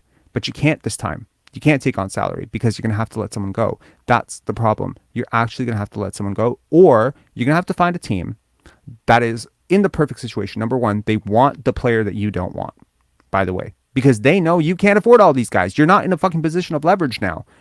And you got a double fucking, problem because you have this very lightly protected 2024 pick that everyone knows you already gave up. So you can't afford to be bad. So you have to be good. Rob. Mm-hmm. I know you've... Okay, you're pointing all these things out, which are absolutely 100% true. Mm-hmm. But to me, it's either Masai Ujiri and Bobby Webster do not deserve these jobs because they don't understand these points and they made these completely irrational decisions, or there's a piece of information that they have that we don't, and that they thought that this is a decision that they made. Like This the is fact very that this is very black and white. I reject your entire premise there. It's not, oh, either Masai and Bobby are stupid and they don't know their job, or they don't know, or they have some magic piece of information that they know how to circumvent the cap. No, that's not how this works. no, that's not what I'm saying. I'm We saying can go based on historical precedent, and we can say that teams are not just lining up to give you value for players that they can outright sign. When have you ever seen that happen? no, Bobby. Sorry, Rob. That's not what I'm saying. I'm not saying that teams are going to be. I'm not saying that there's a secret piece of information. What I'm saying is like the fact that like the idea that Masai doesn't have continuous communication with his board, the fact that he is technically part of the board himself. Like I'm not. There are obviously. I'm not saying that there's a secret team that's going to trade with us and give us what we want. I'm not saying any of that. What I'm just saying is that What this are is you all saying? information. What I'm saying is Masai definitely has this information in front of him and would know this more than Okay, anybody this else. this is not saying anything. This is like me saying I definitely have a plan when I objectively do not have a plan. You cannot just hypothesize that someone has some magic plan that they do not effectively have, or they don't have a pathway to have that plan. Look, we talk about knowns and unknowns, and I want to get on to the next caller. This is just Yeah. going in circles, and quite frankly, it's a little bit frustrating. Maybe it's because I'm heated about what happened earlier today, and I'm taking it on you, and I don't want to do that. But I just want to be clear, okay? You cannot say what you don't know. What you can say is what you do know. And here's what you know. There's no way to get your 2024 pick back. There's only one way, to finish bottom 5 and pray. Because you can finish bottom 5 and still end up with the 7th pick. And you don't want that kind of anxiety in your life. Number 2, you convey a pick, which will go anywhere from 7 to 30. 7 if you suck, 30 if you're the best team in the league. Chances are going to be a little bit closer to 7 than 30 if things are going as projected. Okay. Third thing that you know what the cap is. Fourth thing that you know, there is no historical precedent to teams lining up to give you value for contracts that you cannot yourself sign. Every team knows in the league you cannot afford to sign all 3 of these guys with the long-term salaries. So one of 3 things is going to happen. Either you're going to trade OG for a cap dump move in which you're going to get back draft picks, which I do not agree with, because I would never prioritize Fred or Gary over OG. Okay? So if that's the plan, if that's the secret Masai sauce that we're talking about, yeah, I don't believe that getting off of OG is some secret magic. Because look, if you trade OG for the 7th overall pick next year, yeah, your cap problems are solved. Congratulations. You've replaced Jakob with OG and you got a 7th overall pick in exchange for the pick that you gave up. I don't consider that progress. I don't think Jakob and OG are anywhere near comparable assets. So if that is the trade-off, and in terms of the reasoning of this trade, I will tell you, it has everything to do with Pascal and Fred. Everything. Okay, it has everything to do with giving them a shot to be on a competitive roster when they are heading into the biggest offseason of their lives. They wanted this. They wanted their old bud back. They got their old bud back. And guess what? They don't fucking care about the 2024 draft pick. What? Because it doesn't impact their salary. Okay? Bet on us, as Pascal Siakam said. No, it is always going to be bet on yourself. Bet on yourself. That's their hashtag. Both of them can join it together. Anyways, I gotta get to the next caller. I appreciate you calling in. I apologize. I probably overtalked a lot, but I'm very passionate that this was a bad trade, even though I am very passionate also that there's a chance it can make us better in the short term. I agree that it can make us better. I just think that doubling down for this core right now at this point in this season, given everything that's happening in the East, is dumb. Okay, that's all. Right. Is there one last thing I could just say? Sure, go ahead. I think, I'll Rob, give you the last word. Yeah, I think you're a really smart person. I think right now you just feel a little heated because of whatever that other guy. But I think your points are all correct. But I think because you're a little bit heated, your openness to hearing maybe different points of view might be a little bit more closed than usual. However, if you disagree, that's fine. Maybe. That's fine. But I think you should have a good night and hope you have a great stream. Thank you so much. And, hopefully we'll have a conversation that's a little less boom, contentious. But yeah. I mean, I've thought about this Jakob trade 150 times. I've thought about, could I be wrong? Could I whatever? Nothing that can happen from this, not him morphing into, 20 and 10 guy every single night, is going to convince me that moving off a 2024 first round pick and multiple seconds for Jakob Poeltl in a season where we were destined probably for a bottom 5 pick and a great deal of lottery talent coming into this roster and a chance to properly rebuild around 2 or 3 possibly solid lottery players if you got rid of OG. I saw a different pathway for this team that, granted, we will never be able to know what would have happened if we'd done it differently. What we do know now is that we cannot afford to be bad next year. And that is a scary prospect if you think about the other teams in the East right now. Anyways, talk to you later, man. Peace. Okay. Sorry about that. That went a little bit long. I apologize. MSJ, you are back. Final thoughts on the game. And you mentioned that you were not in Canada. Yeah, no. Where are you? Costa Rica. Oh, that's cool. Do they not have good internet in Costa Rica? It's I've never been to Costa Rica. Costa Rica. It's just Isn't the it way Costa it is. Rica? It's some nights it's fine, some nights it's not. I don't understand it, so Huh. I don't Well, worry about it too much. I'll It's just think what it twice is before here. I complain about Rogers next time. Yeah, exactly. When you move down here, it's like you get what you get and you don't complain. Hmm. I think the game was a fun game, not against the greatest team, but I do think that at this point in the season, trade deadline's over. We both may not have got what we wanted, and I don't even think it was possible because I think Fred overvalued himself in the market and said, "Hey, I'm a $130 million man, everybody," and everyone kind of said, "Really?" And Masai was left with like he had nothing to do about it. Like, what could he do? His guy has said he's worth that much, and is he? No, he's not. I mean, but that said, tonight he did stop shooting. He took I was going on about how people like to be right, and it's true Yeah. about everything. It's true about me. I said he's got to take 12 shots a game. I think that's the magic number for him. 12 shots 12? a game. 12, yeah. 3. What's the over under shots that per his agent quarter. called him before the game saying, "Hey, you've scored a lot of points recently. Can you get me a game with like a lot of assists to just balance out your stats for the season?" What's the over under on I that don't. conversation happening? I have no idea, but I said for him to be a decent player on the Raptors, he's got to shoot 12 shots and get 10 assists. And you and I have disagreed about this point multiple times, Yeah. haven't we? Yeah, because I don't think that he should be getting 10 assists at all because that requires way too much creation for a guy who's not great at creating. He had a couple of really good passes tonight, including one really impressive pocket pass to Jakob. There was a interesting scenario where once again Pascal Siakam gets credited for an assist that he did not make. there was a but he had pass, I believe, 15 to though. some.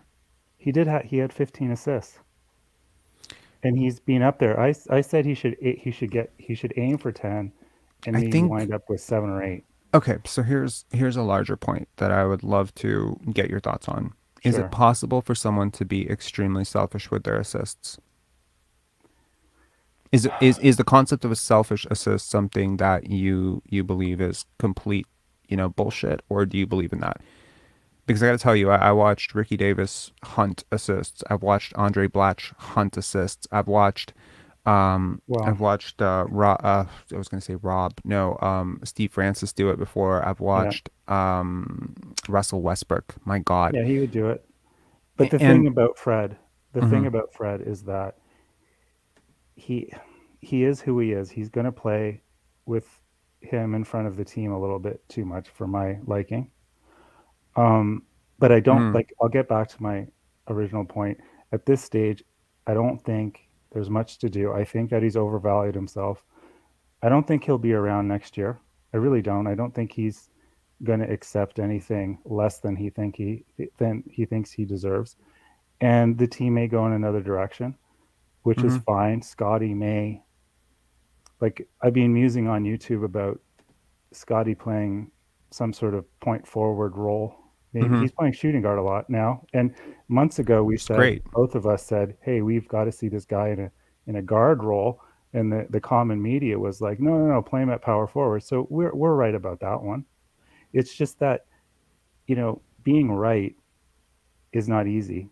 And if you're going to be wrong for a bit, people are going to jump on you. And I don't really take much of it personal at all about what people say to me on YouTube. I don't think that you should either. Because do you have a channel? Pointless. I'm not familiar with this. Not at all. No, not at all. I just comment on YouTube because I've just made the transition down here, and life is calm and there's not much going on. Mm-hmm. So the thing is that I would like to see the Raptors win a championship and everything, like everybody would. But with the core that we're going to go ahead with, I Mm-hmm. don't really think that's in the cards. However, if Scottie can turn into like a guy who can play the shooting guard without being a drop dead shooter, without being an assassin out there, he's gonna need things around him. Like I was saying, he's gonna need a point forward who can shoot. And when Joe came along, maybe Mm-hmm. that's him, maybe through the draft, but he's also gonna need a smaller guard next to him that can shut down like a Maxi or somebody like that. So this team is I sort of really like, like the idea of Fred for Jalen Suggs. I mean, I know it can't happen now because the deadline is passed, and I honestly, when I presented that trade initially, and then I started hearing about it from yeah, everybody, I started hearing it from like NBA analysts. They're like Fred for Suggs, and I'm like, I'm the one who yeah. created that trade. That's really interesting. And when Yeah, I but why would created it, I had why would no Orlando do notion it? that. Pardon? People think like Orlando really wants Fred, but maybe they don't. Um, yeah. I mean, it's Maybe they it's don't. worth mentioning that Jeff Weltman also has a good relationship with Fred VanVleet, That's true, but having been he with the changed Toronto Raptors agents though. organization. Pardon? But Fred changed agents and he wants the money. No, I And understand that, but what I'm saying is, oftentimes within the NBA and yeah, within pro sports in general, you need leverage to create interest, right? And it's pretty depressing when the headline reads, "Clippers refuse to move Terrence Mann and a future first for All-Star Fred VanVleet." I mean, I yeah, get a but bit of you're but I get a bit of duping delight from that, partially not because I hate Fred VanVleet, but partially just because I hate the narrative about how much he's worth. no, but he's not an And it, all-star though. Sure, but I mean, Like that's all it is. as Like of 2 months ago, it would be accurate to say he was still a current All Star. So I think we yeah, can't just distance the fact that we're just 13. We're 12. We're 11 months removed from him being an All Star, yeah, I and everyone understand talking that, about him but like an All Star, and he should be addressed as an All Star because he is, uh, but he's not anymore.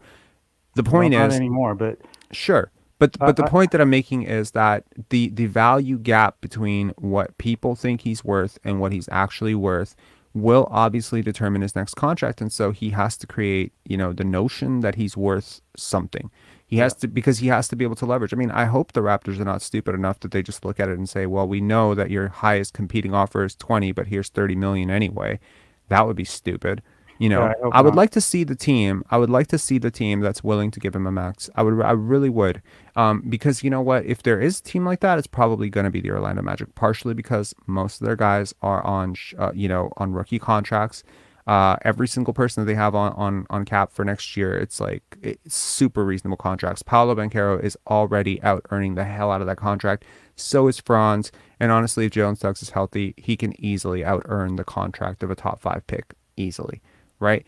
And I guess like guys like Markel Fultz and these guys don't have huge cap hits. They have tons of flexibility moving into next season, Well, and they could we'll see easily what extend. happens with him. Yeah. I mean, yeah. I It mean, doesn't Jane, really matter at this stage. It's just going to play out like it's going to play out. And I mean, another thing I was going to mention is the yeah. Poeltl move. I really did think that was a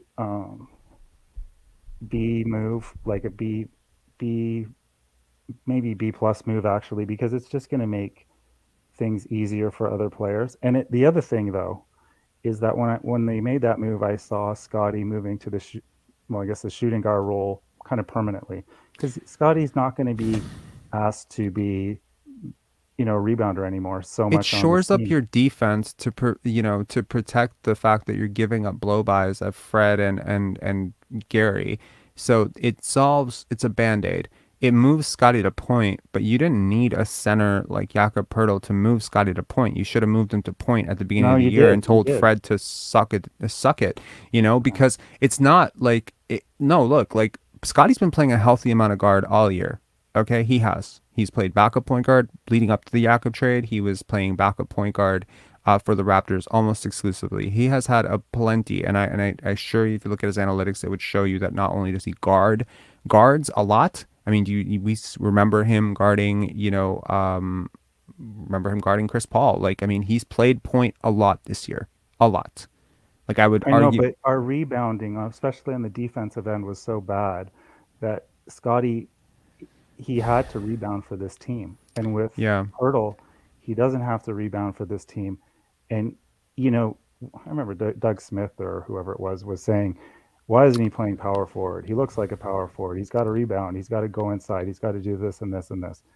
Well, Yeah. that was because I think they didn't have a center and they were Mhm. looking at the team's needs and they needed a rebounder in there. And it was Scottie Barnes. I think Precious Achua is a very good rebounder and a very Well, good he was defender. injured at that point, but now Would you think that rebounding is a really big issue for this team, that you're so adamant that we needed to address it via a trade?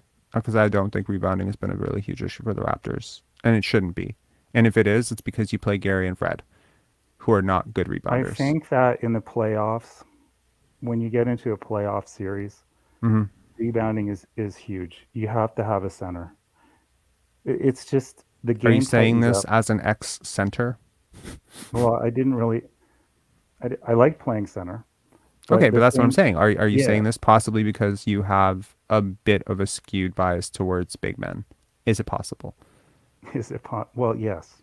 Okay, I But don't. what I would also I'm a say guard, is- and I is- believe that teams that play 6'7", as long as the 6'7" guy is long and strong, I would prefer a guy who's more mobile. Now, Jakob Poeltl has gotten a lot of praise for being a more mobile big, and he is mobile compared to, I don't know, Boban Marjanovic or, Enes Kanter or Jonas Valanciunas. He's definitely mobile and nimble on his feet compared to those guys, but he's not switchable. You can No, but this I is saw my point, guards though, Rob. blow right past him today. I know, How but many Rob, times? But listen to what I'm going to say. Mhm. In the playoffs, it's not like the regular seasons. Things tighten up. Defenses tighten up, and the paint tightens up. And what you need in the paint in the playoffs is bulk. And you need someone who can bang in there I night disagree. after night. And I what you're disagree. going to need Mm. is a Jakob Poeltl. I You're not disagree. you're not going to need an undersized center in there. You're going to need a 7 Once foot again, one, I 4 disagree. I disagree 5 times. I disagree because this isn't 1999. This isn't 2004. This isn't 2008. There are no Shaqs. There are no Dwights. There's nobody down there I know, that but- you aggressively need. And look, But Rudy the two Gobert best players is. in the league. But the two best players in the league, you could say, are centers, huge centers. I wouldn't say that. I would say that Luka is better than Joel Embiid, and I would also say that Giannis is better than Joel Embiid. Now, do you think that you can stop Giannis and the Bucks with a big dominant center? No, Yeah, with probably Jokic. not, because Brook Lopez is their center and he shoots threes almost No, but exclusively. you forgot about the best player in the league, Jokic. Nikola Jokic. Yeah, Am I supposed to worry about a guy who probably will not make the finals as a team that's currently in the lottery in the East in a different conference? Why am I worrying about Joel Embiid or Nikola Jokic for that matter? I'm not worried about stopping these guys. well, because I'm not the worried at Raptors all. The Raptors aren't going to win anything this year. But if you're worried about Well, winning if they're the not going to championship- win anything this year, why make a trade as if you are trying to be competitive this year? This screws up your pick this year. Look, maybe I it's understand that, it's but- maybe it's my Asperger's. Like, I can't get off this. I'm not going to like this trade. I don't care if Jakob Poeltl scores 40 points, 20 rebounds the rest of the way, all the way through, wins MVP. The Raptors win every single game this year. Okay, that Yeah. is extreme. I think There is nothing that is going to convince me that at the time of making this move that it was the right move. There's nothing that's going to convince me that pick is not protected enough. But and there's I think if you talk to Pascal, I don't want to talk he to said Pascal. he said in his press conference after the trade that at least he wasn't going to have to guard centers anymore. And if you're Yeah, gonna, he wasn't guarding centers that much anyway. He can just No. F off with that. Also, G, I've been Yeah, watching your but- comments all day, buddy. You're gone. F off. yeah, but I I really do not truly like this thi- guy. I really truly think that the Poeltl trade was for Siakam, and Siakam is our best player, Mhm. and so they just said, okay, fine, we'll get Yeah. him back. And I think Siakam's going to play better. I don't care. And I think next year when we sort through this sort of like, is Fred VanVleet or MSJ, VanVleet I'm worth just we're kind of hammering into a wall here. You and I have had like a lot of really awesome discussions. We're Okay. not going to agree on this one. It's going to get really annoying for people. I'm not moving off my point. You're not moving off your point. Let's just let it go. I'm just being straight up. Like, I don't agree with you. I don't agree with the rationale of this trade. I will never agree with this. It's not a good trade. And you know what? You're entitled to think it's a great trade. And guess what? If it works out for the Raptors, they make the play in and they're super competitive. I'm Yeah. still not going to think it was a good trade because the opportunity cost of losing that high lottery pick this year and the potential of being up against the wall all year next year, knowing that one injury, one missed free agent screw up, it's just going to put so much pressure on your. It's one thing to move off of first round picks for Kevin Durant. It's another thing to move off of multiple picks for Jakob Poeltl. I can never support this. All right. Well, I mean, Yeah. I guess we could talk later. Yeah. All right. Well, have a good night then. All right, man. Cheers. Have a good one. Bye. Yeah. Yeah. Jeez. Okay, let me see here. JT saying, Rob being so sensitive, dude, holy, you kicked G out because he has a different viewpoint. No, I kicked G out because I've been watching his comments for the last 7 months. And while we have been chosen to respectfully agree, that YouTuber that I mentioned earlier, this guy was out there commenting, and I take it very seriously. You know, there was a person who's been on this show before and as a guest. And there's another YouTuber out there. I'm not trying to get dramatic. I'm just trying to tell you straight up, if you're my friend, be my friend. If you're not my friend, just be clear about that, you know? Don't say something to my face and then act like completely different online. Like, I don't can I just ask, do people agree with that, or are we so warped as a society that it's perfectly okay to hold completely different opinions in public and private? If I'm having a private conversation with you, yeah, what you said about me online on a certain YouTuber's channel is going to matter to me. This person is egging on and they are harping on a point that is just not true. Okay. And so, yeah, blocked. Peace out. Like, I don't care. Dun, dun, dun, dun, dun, dun, dun. Yeah, man. And you know what? Like, look, arguments that further your understanding, that challenge your perspectives are great. But arguments that are just like circular and just going in circles, and then one person's just like, no, you're a hater. No, you're a hater.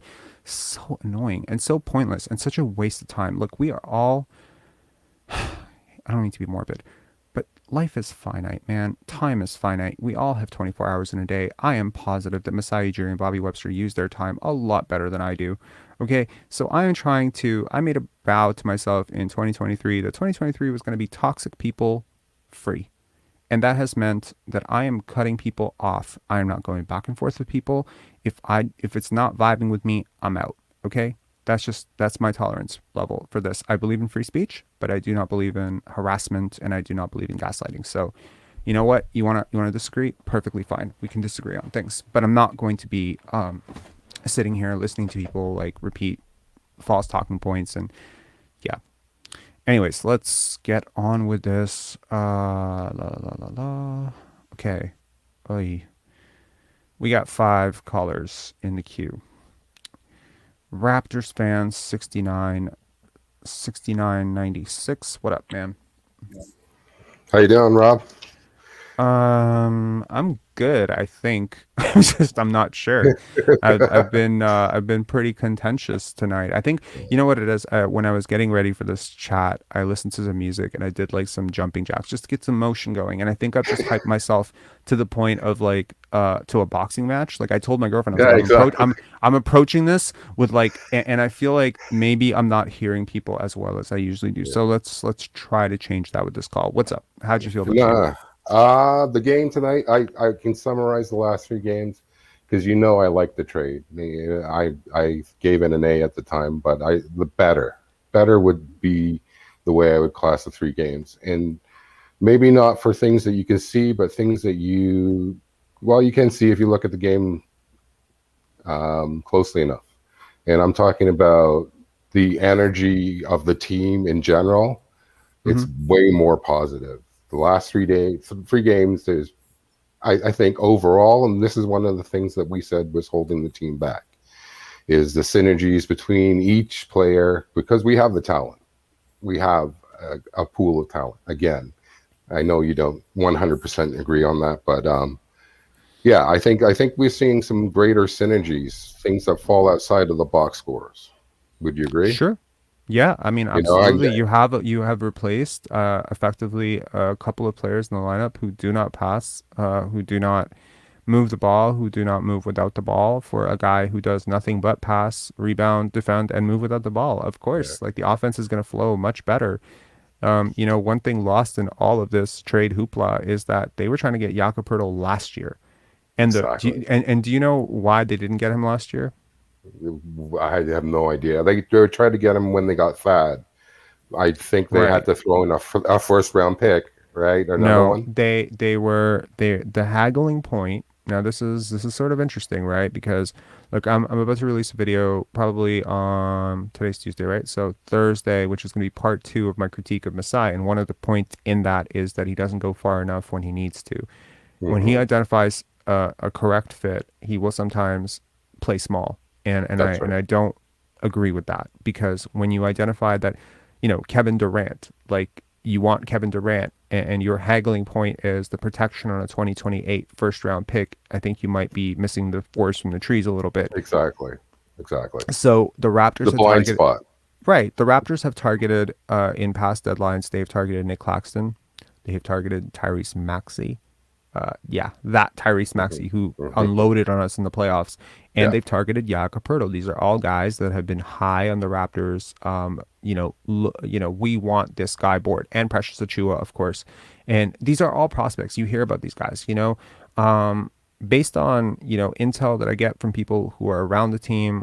I have a good intuition and good feeling, and perhaps sometimes good knowledge, inside knowledge, on who the Raptors like around the league and who they don't like. For instance, we heard a lot, believe it or not, about Joe Wieskamp going Hmm. into the 2021 draft. Unfortunately for the Raptors, he was off the board by the time pick 46 and 47 came around, where they picked David Johnson and Delano Banton.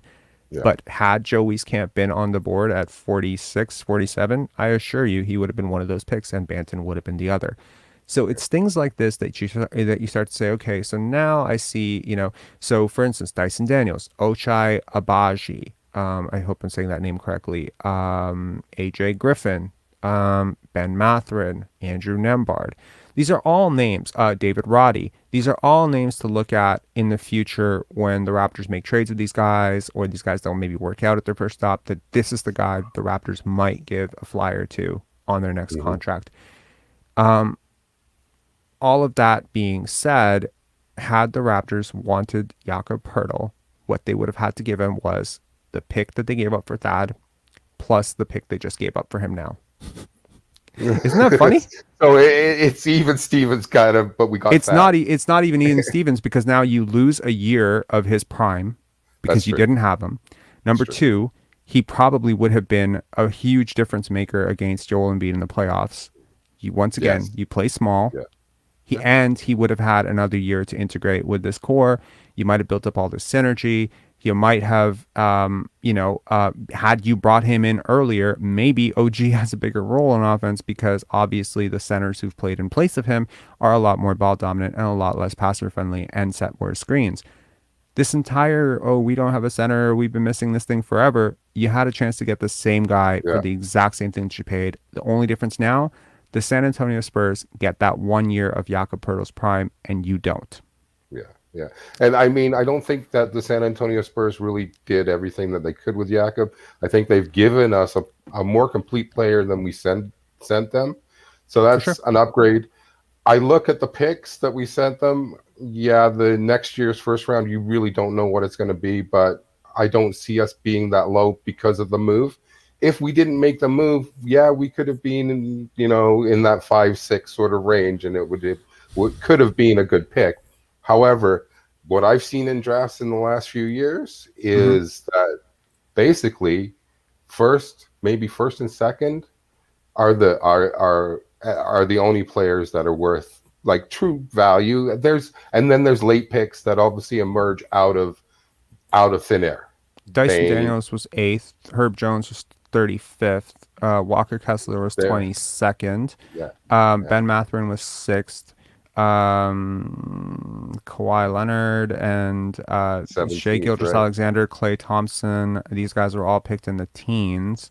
I mean, the Raptors But are really good. I mean, recently even your current core of players, you have Fred VanVleet undrafted, which great. You didn't need a draft pick for that. You had OG Anunoby, 23rd overall pick, I believe. Was he 23rd? Yeah, he was 23rd Yeah. pick. Pascal Siakam, And 27th pick.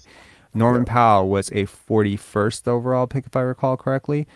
Christian Coloco, who I believe in a lot, was a 33rd pick. Precious Achiuwa was a 20-something. Tell me right now, would you trade OG for a 23rd pick next year? Would you trade him for every 23rd pick for the next 3 years? Oh no. Okay. But that's my point. But you need, and at that time we had the system to develop these players. I don't think we have a good system of development at this point. I don't. And I think that's what's happening. That again, we talk about, I like to look at basketball on the 3 levels. I like to look at front office. Oh my gosh. Sorry. I'm so sorry. Yeah. Sorry to cut you off. This comment is beyond idiotic. I swear I hear Herb Jones' name. I have an aneurysm. He's not a good basketball player. Great basketball player. He's great. Are you flipped? Great. What is wrong with you, man? Yeah, like you say some pretty stupid shit every day. Oh, honestly, man, my God, just leave. Just go. Like, I don't know. Go trick or treat. Go. Are you kidding me? You have a guy on a second round contract who's giving you a near like $20 million of value. He's in his second year. He's one of the best defenders in the NBA, and he's expanding his offensive game. And you think that he's not a good basketball player? Get real. Anyway, there's levels to it, right, Rob? There's levels to people's intelligence around the game, right? Yeah, I mean, like, look, I have not recently, I've like had a lifetime of a session with chess, right? But I still approach chess conversations with people who are really great at chess, who are like amazing at chess, with like a certain amount of humility. Like, I don't walk in being like, that opening is so stupid. Like, I just have to, you know what I mean? Like, who the hell am I? You know, like if I had a conversation with, sit back and look and then learn and observe, learn and make shut an up. appropriate comment, right? That's Yeah. how I was raised. I don't know. Yeah, Jason Choi is like that YouTuber ruined his day. Honestly, man, like I gotta tell you, like that's true. Like there's so many things that I wanted to do today, and I ended up like ruminating over that, and I got so mad. And my girlfriend was like, "This is a test for you," because gaslighting obviously drives me insane. Someone telling me that I said something I didn't say drives me it makes me so upset. It's a big trigger. It's true. It's been like that forever, and it makes it so hard for me to focus on anything else because, yeah, like I'm not neurotypical, you know, like I have Asperger's. I can't focus on anything else. It's like this person lied about me. This person lied about me, and you know, in a public forum. I mean, to those of you who were in high school and there was a false rumor spread about you or something, it's really difficult as one person to counteract a mob. You know, you have like 100 people saying, and I remember, you know, this is sort of off tangent, but I remember there was this kid that was in my school in grade 6, and he inadvertently, without realizing it, picked up a condom. And it was a used condom. He picked up a used condom, and he was in grade 6, right? And because someone had some sort of, you know, fun at our school after hours, and someone spread the rumor that he had AIDS. And unfortunately, and I apologize if this is triggering for some people, he was from Africa. So that rumor unfortunately stuck a lot of nasty stereotypes that were around in the 90s.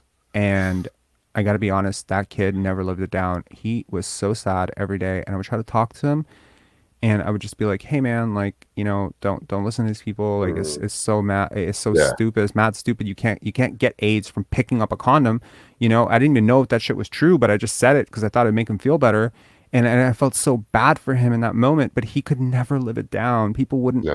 People would literally not go to a fountain. People would avoid going to the washroom if he had been in that washroom. People are brutal, man. So when I hear something about someone that is not true, is a lie, whether it's about me, like I gotta tell you, like during the pandemic, there was like a lot of Asian hate, right? A lot of Asian discrimination. And I remember on the subway, my girlfriend and I were sitting there, and this elderly white couple started telling this Asian woman who was on her headphones, really in the subway. They're like, "Go back to your country. You know, why did you bring this shit here?"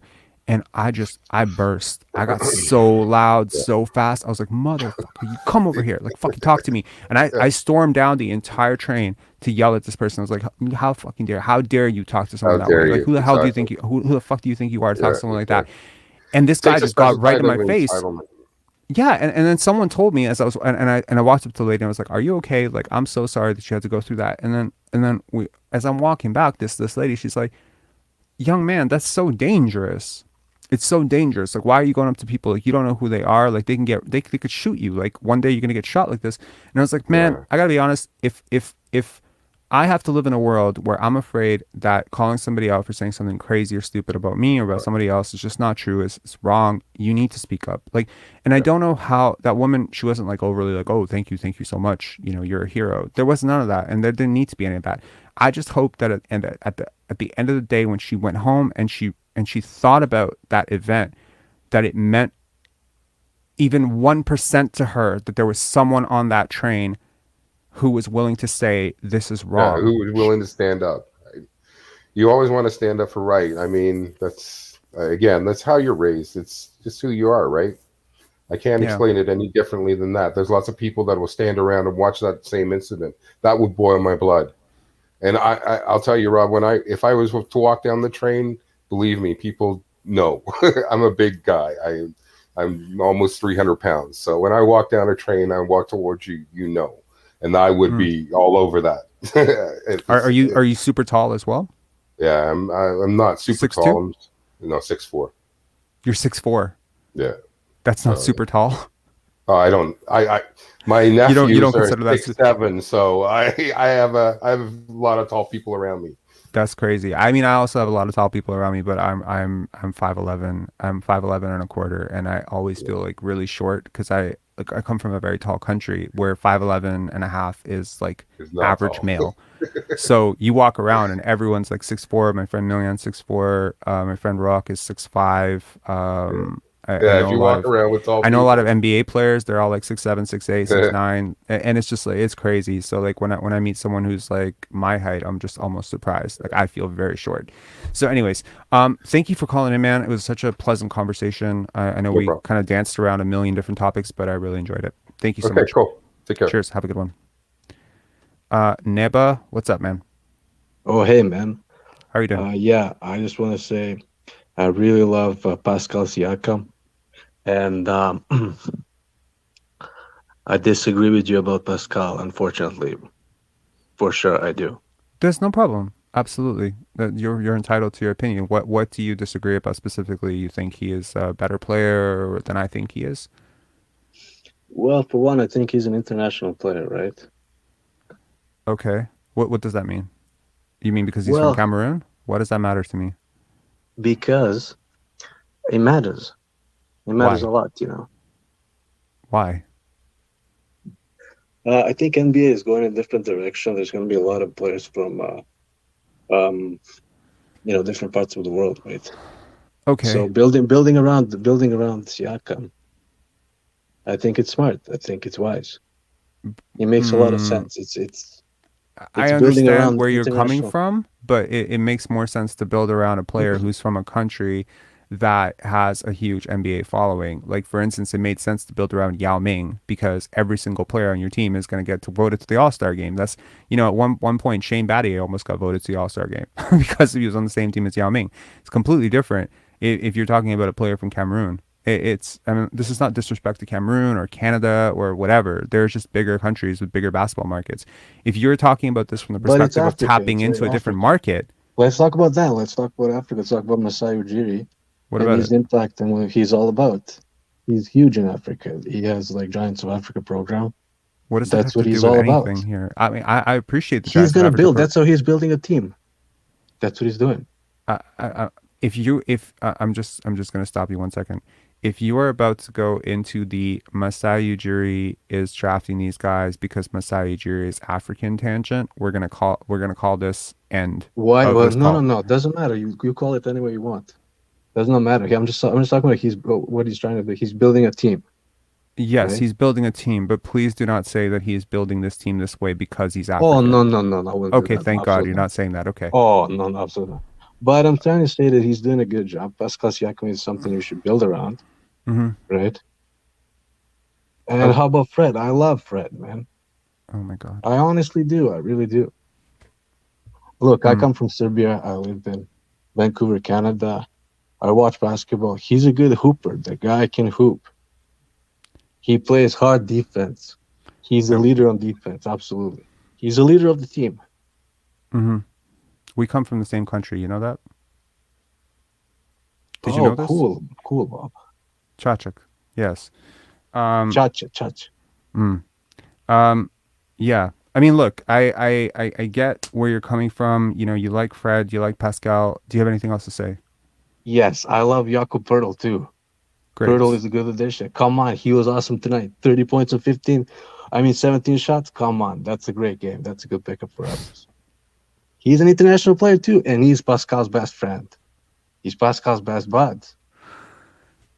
I don't care. Like, I mean, to me, this is all right. Like, to me, it's like there are levels. There are levels to this. Debate. You're not ready for debate. You're just telling me you like a guy, and I'm telling you I don't like the guy. This is not a debate. This is like grade school you don't want debate. to listen to this. You don't want to hear me out. You're not hearing it. You're not. What am I supposed to hear out, man? You like Jakob You want Poeltl to fire Masai, and you want to get rid of Nick Nurse, and you want to trade Pascal and Fred. Do you remember me saying in the last call that I hate gaslighting? When have I ever said I want us to fire Masai? Have you ever heard me say That's that? What it sounds like. That's what it sounds like. Honestly, see, this is the problem. When you process things from your brain, you have to accept the limits of your brain. If I listen to somebody talk about neuroscience, because I'm not a neuroscience major, and I listen to someone talk about neuroscience and I'm like, this sounds like gibberish. No, it sounds like gibberish to my brain. And what I'm saying sounds like I want Masai fired to your brain. Why are you talking about this? No, I don't understand.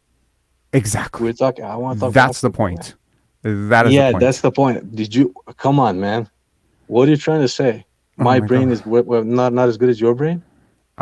I'm not saying your brain is not as good as my brain. I'm saying you have to accept the limits of your brain to say that if you think that I'm saying fire Masai, find me one fucking time I've ever said in the last 12 years, fire Masai, or 11 years. That's the ultimate goal. That's what you're getting at. Come on. I think it's much I'm getting more trolled. It's not that easy. Am I getting trolled? No, I mean that's what I got. Are from you your serious? last video. You're a real human. You're a real human being in the real world. This is actually happening. Like you exist, and you believe that based on everything I've said about how much I admire Masai Ujiri, how much I look up to Masai Ujiri. I've met Masai Ujiri. You think that I want Masai Ujiri fired because I disagree with moves he's made over the last 4 years? You think I want him fired? You think that he has a great program. What he's doing, other teams are copying now, right? So he's onto something. It's good. I'm not denying he's good. He's very good. He's very good at his job. But he's made a lot of mistakes over the last 4 years, and I think that is okay to be critical of that. I think Pascal Siakam's a hell of a basketball player, really good basketball player. But I don't think he's a top 15 player, and I don't think you can win without a top 15 player. I would be very happy if you want to actually have a debate, find me a team that has won without a top 15 player. No. Find me a team. I want to see what's the option? What are you trying to say? What you're saying? Rebuild around so trade him. Scottie. You're trying to say trade him. Yeah, I would rebuild around. Yeah, I would trade Siakam. I would trade Fred. Yeah, I would. I would build around Scottie, OG, and a boatload of draft picks and good role players that actually work.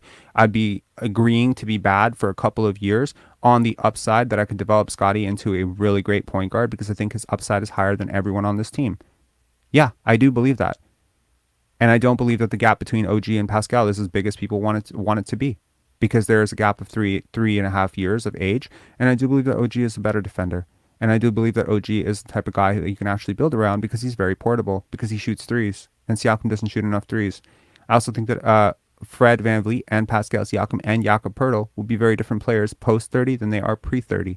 But of course, all three will be eligible for contracts to take them right through 32.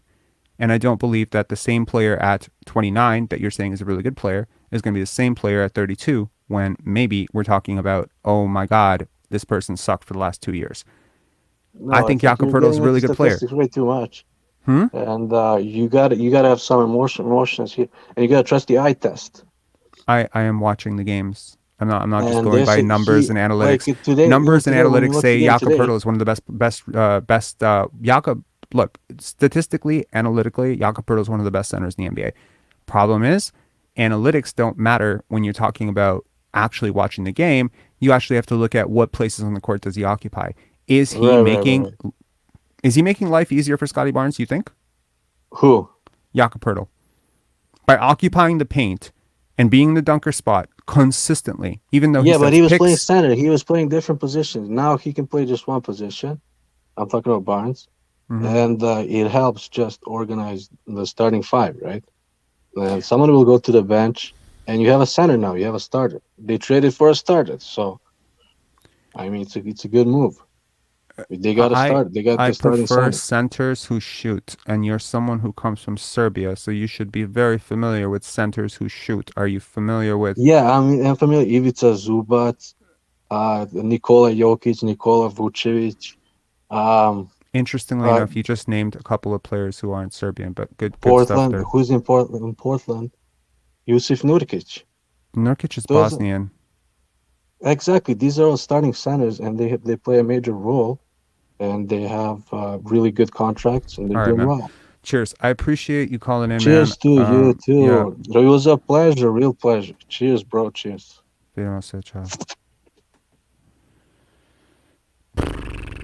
Okay, Steve-O, what's up? Hey, man.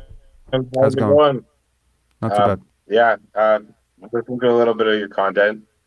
One thing I got to say to you is, okay, so you develop a team with 2 All-Stars. Who's the second All-Star? 6 role players. What's that? Oh, no. Who's the second All-Star? I'm just saying how you develop a team. No. I'm just saying you develop your team with 2 All-Stars, 6 role players, and good rookie contracts, right?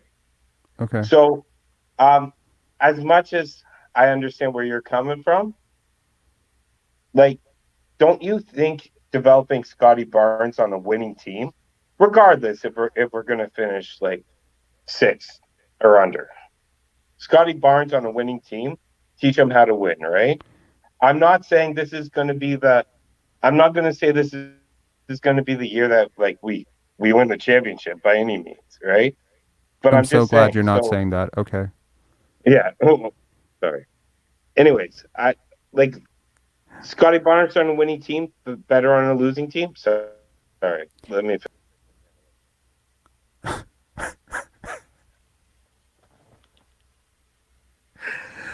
Bro, what is the universe doing to me today? I don't even know. I'm sorry. Like, okay, to address that call, because I'm assuming he's not coming back and he's gone, and I don't know what happened there. To address that call, Scottie Barnes on a winning team. I don't consider play-in being on a winning team. I consider a winning team a team that is comfortably above 500, that has a star player that is capable of delivering in the playoffs, that can have a competitive first-round series against almost any team, save for 2. That's what I consider being on a winning team.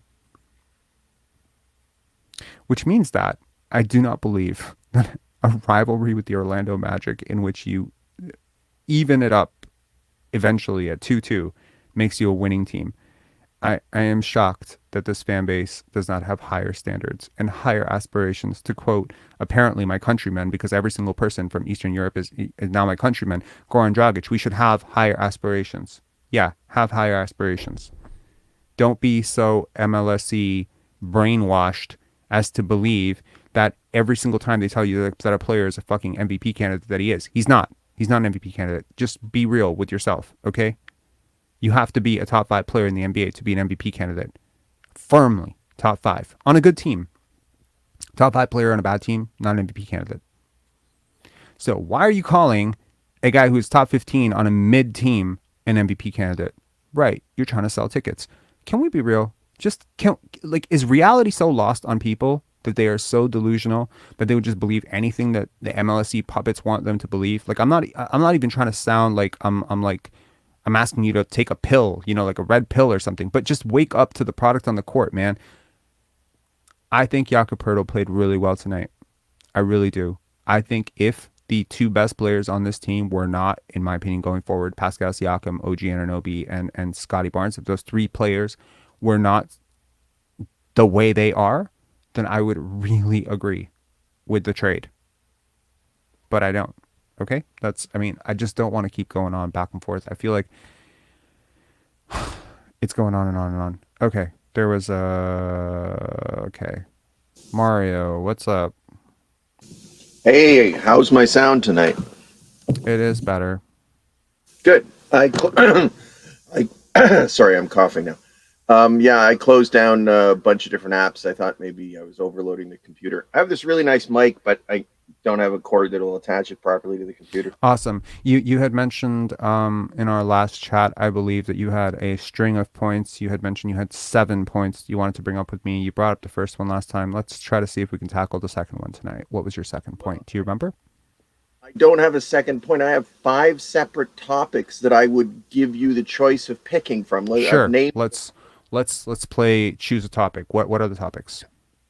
The Scottie Barnes metaphor is number 1. What's wrong with the defense is number 2. The Raptors' big problem and Masai's solution would be number 3. What are we talking about? Which is more of a conversation about conversations would be number 4. Okay. I may have lost number 5 in my head right now. Cool. Let's talk about the defense. Because, night after night, we're giving up 50% from the field. Let's talk about the defense. Go ahead. What do you want to talk about the defense? Do you have a specific reason that you think the defense is so bad? Do you think it's bad? Just leave it very open. Sure. We've dropped off somewhere. I back in December too, or I don't know. I'm not sure about timing of everything. I just watch games and I know what I want to see, if you know what I mean. Mm-hmm. I think we're not without OG on the floor defensively. There's just no, I don't know what the analytics would say about that, but I just don't think we're the same team without OG on the floor defensively. So that's what's wrong with the defense right now, is we don't have our best defensive player on the floor. But then I also am in the camp of not always, not primarily, but I want a traditional big who gives me low post and some sort of rim protection. And I don't feel like we had that guy. And now we do. But in my mind, I'm looking at a championship team in 3 years, and he's my backup center. He's not my starting center. Koloko's my starting center by then. So I agree with Nick Nurse to a certain extent. I heard him say a couple months ago, I can't put enough guys on the floor who can play my scheme to know if my scheme can actually work. But I thought his scheme, as previously we called it Vision 6-9, and anytime, anyone criticized the fact that the Raptors didn't have a pure center, we were rebuffed aggressively that we did not understand basketball. Now, I am one of those people. I'm not going to flip-flop. I'm one of those people who believe that you can play without a dominant 7-footer who dominates the post or whatever. I really don't think it's a necessary skill right now. Unless you have a really good one who can shoot, I don't want it. But why do you think that? Let's be honest. There's nothing that says you have to not be a 3-point shooter in order to do what Jakob Poeltl's doing on defense. The defense and offense are flipped. For me, what he does on defense is very, very, very important. He might be your second most important defender after OG Anunoby.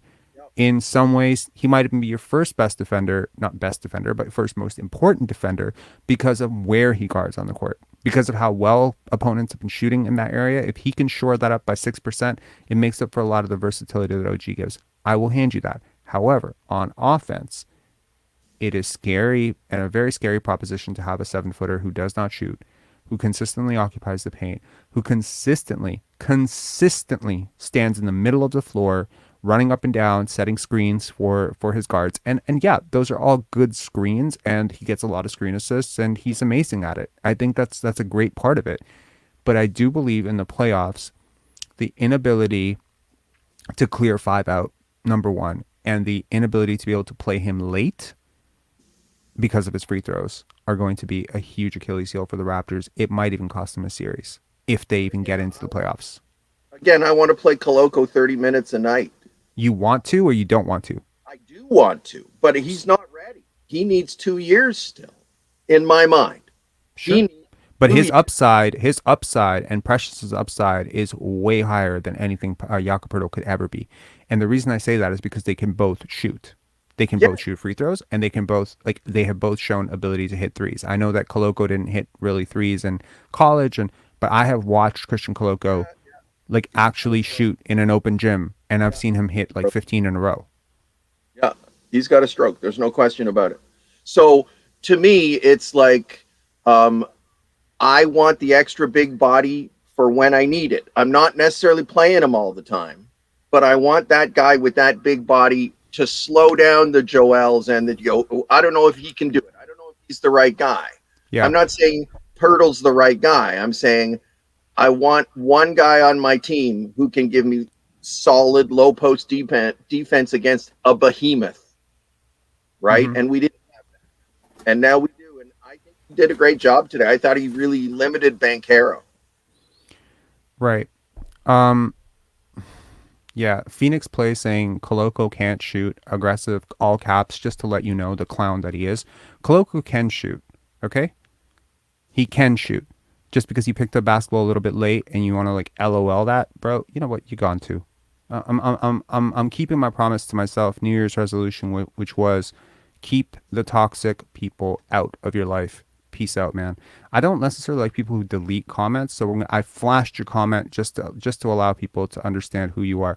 I've been watching your nonsense. We don't need it, bro. Like, we don't need trolls in the chat. We need disagreements. Healthy disagreements are fine, but trolls in the chat can just like they can see themselves out. We do not need you. Okay, all right. Peace out.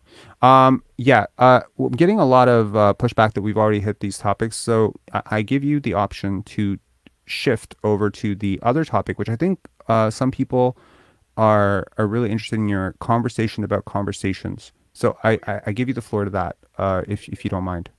Yeah, please. Okay, well, the first thing it's an expansive conversation. I don't know that it's going to work in this format with you on the internet, but let me try and start. So first of all, I want to say that I prefer the conversation that I would call dialogue over the conversation that I would call debate. And to me, you are almost always in debate mode. And I think that you would expand your horizons if you understood the premise of dialogue and the differences between the two modalities. Okay. Cool. I mean, I'm deeply curious about why, okay, so have you heard me chat with Coach Mo? Does that sound like a debate to you? I think that's more dialogue. I think debate first of all, I'm just curious, sample size, how many shows have you watched? You watched a lot of shows, or just you tuned in very recently? So you understand, I don't have a Google account. I can't sign into YouTube. I can't like or subscribe or comment. I'm hardly ever on the internet, and you're one of the only people I'm talking to on the internet. Okay. Cool. So what are you basing all of that information on? No, and I'm not even disagreeing with you. First of all, I definitely am wired to debate. I'm literally debating your point that I debate. I'm self-aware as fuck, bro. But I do want to say, the Scottie Barnes metaphor is, I see you as a Scottie Barnes. You're incredibly passionate and open and honest and intelligent and vulnerable. You got all sorts of really nifty qualities, and you don't have a fucking jump shot. And you're just like him. There's a hole in your YouTube game, which I think you will develop as you go forward. But I, as an analyst, see your hole, and maybe I can even coach you into getting better at free throw, whatever metaphor you want to use. Okay, hold on. You don't have a Google account. No. You don't subscribe. You don't talk to other people. I don't talk to anybody on the internet. But you're convinced for your reason that you can coach me on how to grow a YouTube channel. No, I didn't say that. I said how to become better at YouTube. How you said my YouTube game has a hole, and which I don't disagree. I have a million holes. I think I have a lot of holes, and I am open to learning from people who know what they're talking about. But can you give me something other than, hey, I know you have holes, to tell me that you know what you're talking about? Well, what I can tell you is that for the last 40 years, I've been involved in experiential education and Have we talked on Facebook before? No. Oh my I don't have God. a There's another one of you. Okay, cool. Okay. I don't even have a first name and a last name. I live on the edge of the wilderness. But I started off in Toronto and I love the Raptors. And like I'm you, so sorry. this guy's a winner. I'm so sorry, bro. I'm getting such James Franco narcissist vibes from you, and it's triggering so many uncomfortable emotions. And this is probably like, if this was the only call like this today, that might have been okay. But this concept of I don't have a first name, I don't have a last name, I live on the edge of the wilderness, I can coach you on how to too much. So I appreciate, and maybe it's my own fault for saying that I will agree to talk about something as meta as conversation about conversations. I agree I have holes. I will fix them. I promise. I will plug all the holes in my ship at some point, and I'll still admit to you 3 years from now, when I'm way better at this, that I'm still deeply imperfect, deeply flawed, deeply human, that I'm going to be wrong about a million things every single year, but I'm going to keep it 100 with you. I don't think that you are the person to coach me on how to become a better YouTuber, man. Appreciate you calling in, bro. Peace. Arima, once again, why? What is up, bro? Like, Jesus. All right, Steve-O, what up, man? You got dropped out last time. Yeah, this is turning into the GOAT stream of the world. Maybe it's my fault for starting out so aggressive. Anyways, you seem to completely fall off the face of the earth earlier. What happened? Sorry, man. I think I moved my phone and disconnected you. But it happens. Anyway, sorry. I was just trying to say, like, there's certain criteria to build a championship team, right? Right. I'm not saying the Raptors are there now, but I'm just trying to say, like, do you believe we're going to win a championship on Scottie Barnes' rookie contract? No. Okay, fair enough.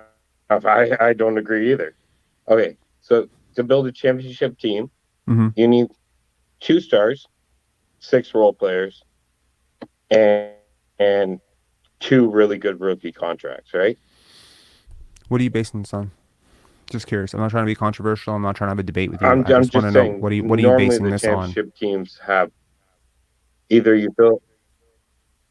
Did the Chicago Bulls have some elite rotation player I'm just trying who's on to a say, rookie contract? Okay. They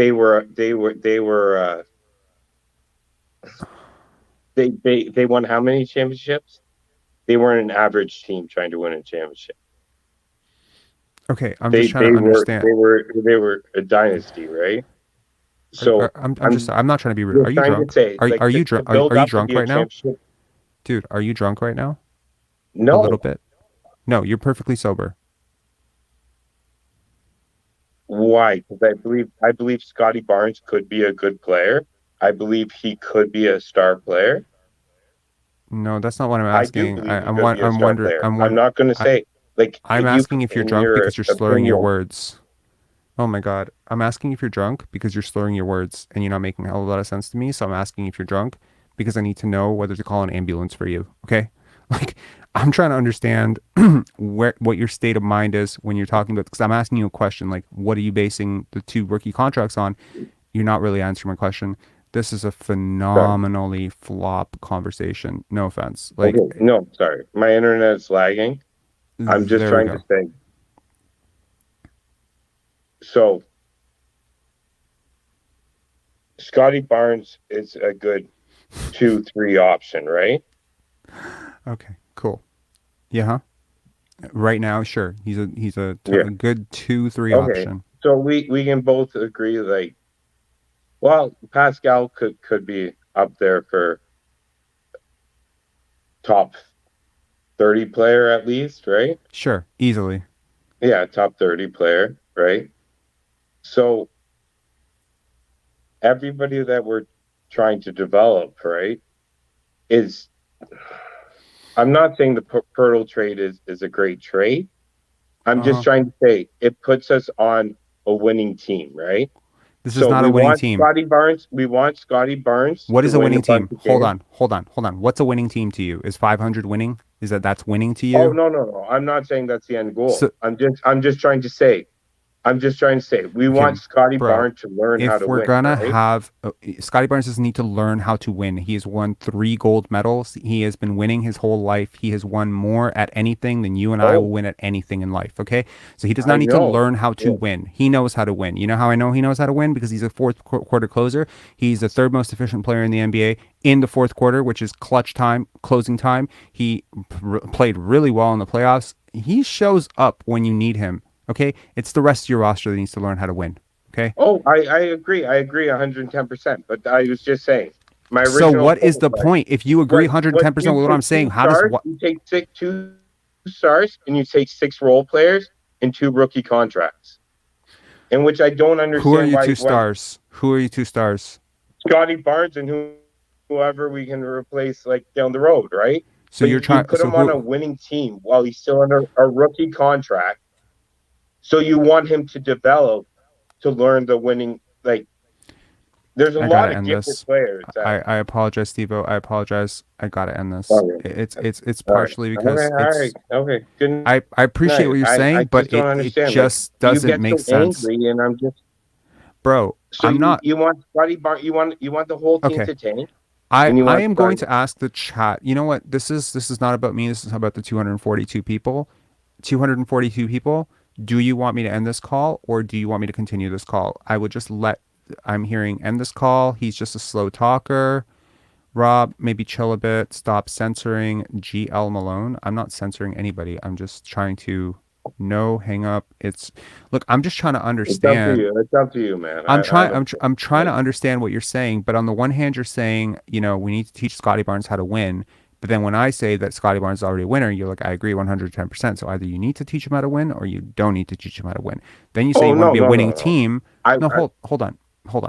You're saying you want to be a winning team. I say, what's winning to you? 500. You completely deviate off of that point and you say, but no, that's not the end goal.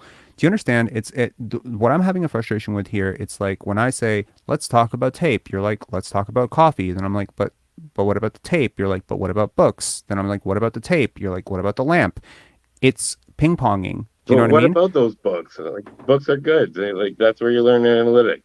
Anyways, okay, what I was trying to say to you was, okay, I agree the franchise as built right now isn't good enough to win a championship.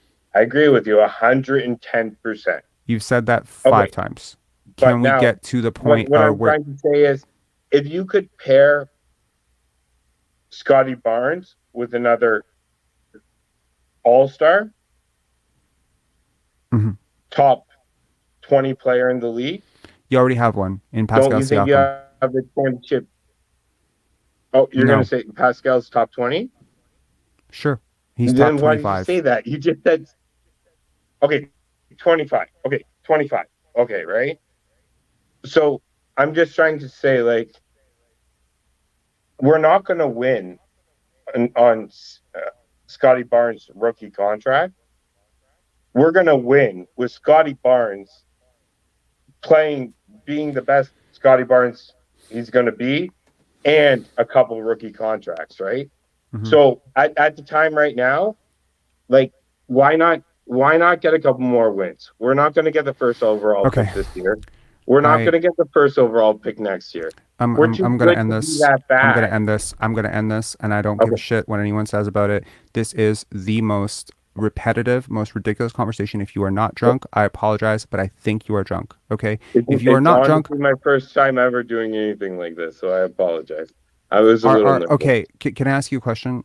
Yeah. And I'm being very honest about the fact that I have Asperger's. Are you like on the spectrum at all? Like, are we both on the spectrum? Where what's that? Are you neurotypical? Is what I would ask. I don't know what you mean by that. So I'm wondering if there's something about your state of mind that I need to register and to be more patient with you because of it. Why? Because I had an opinion and you didn't like my opinion? It's not your opinion. It's the fact that you've gone in circles 5 times with something that you've said. Like, it's not, I don't disagree. What are you But saying that I'm disagreeing with? I'm not disagreeing with anything. We're just missing. My opinion. I'm trying to. Okay, sorry, man. It's not working out. It's probably. Okay, look, I'm not trying to be rude. Okay, but if we're going to have a conversation, I'm just trying to say, like, my heart breaks for somebody who calls in for the first time and has a bad experience. I don't want people to have a bad experience. Okay? Fuck yourself. I don't think I have ever experienced the level of frustration. Am I getting trolled? Talk basketball or lose subs?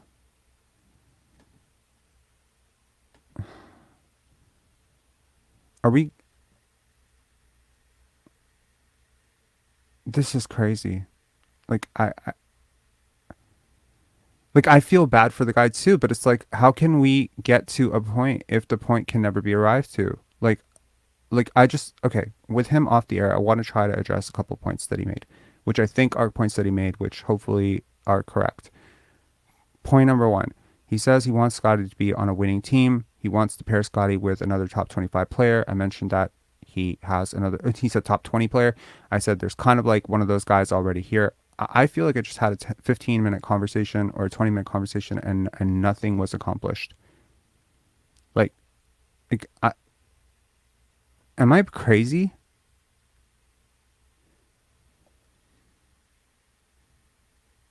Like, I feel like I'm losing my mind here. Like, I feel like I have like 20 people in the chat telling me, you need to let someone speak. You need to let someone speak. And these are all people that I've never seen before in this chat, bro. I've never seen these people before in the chat.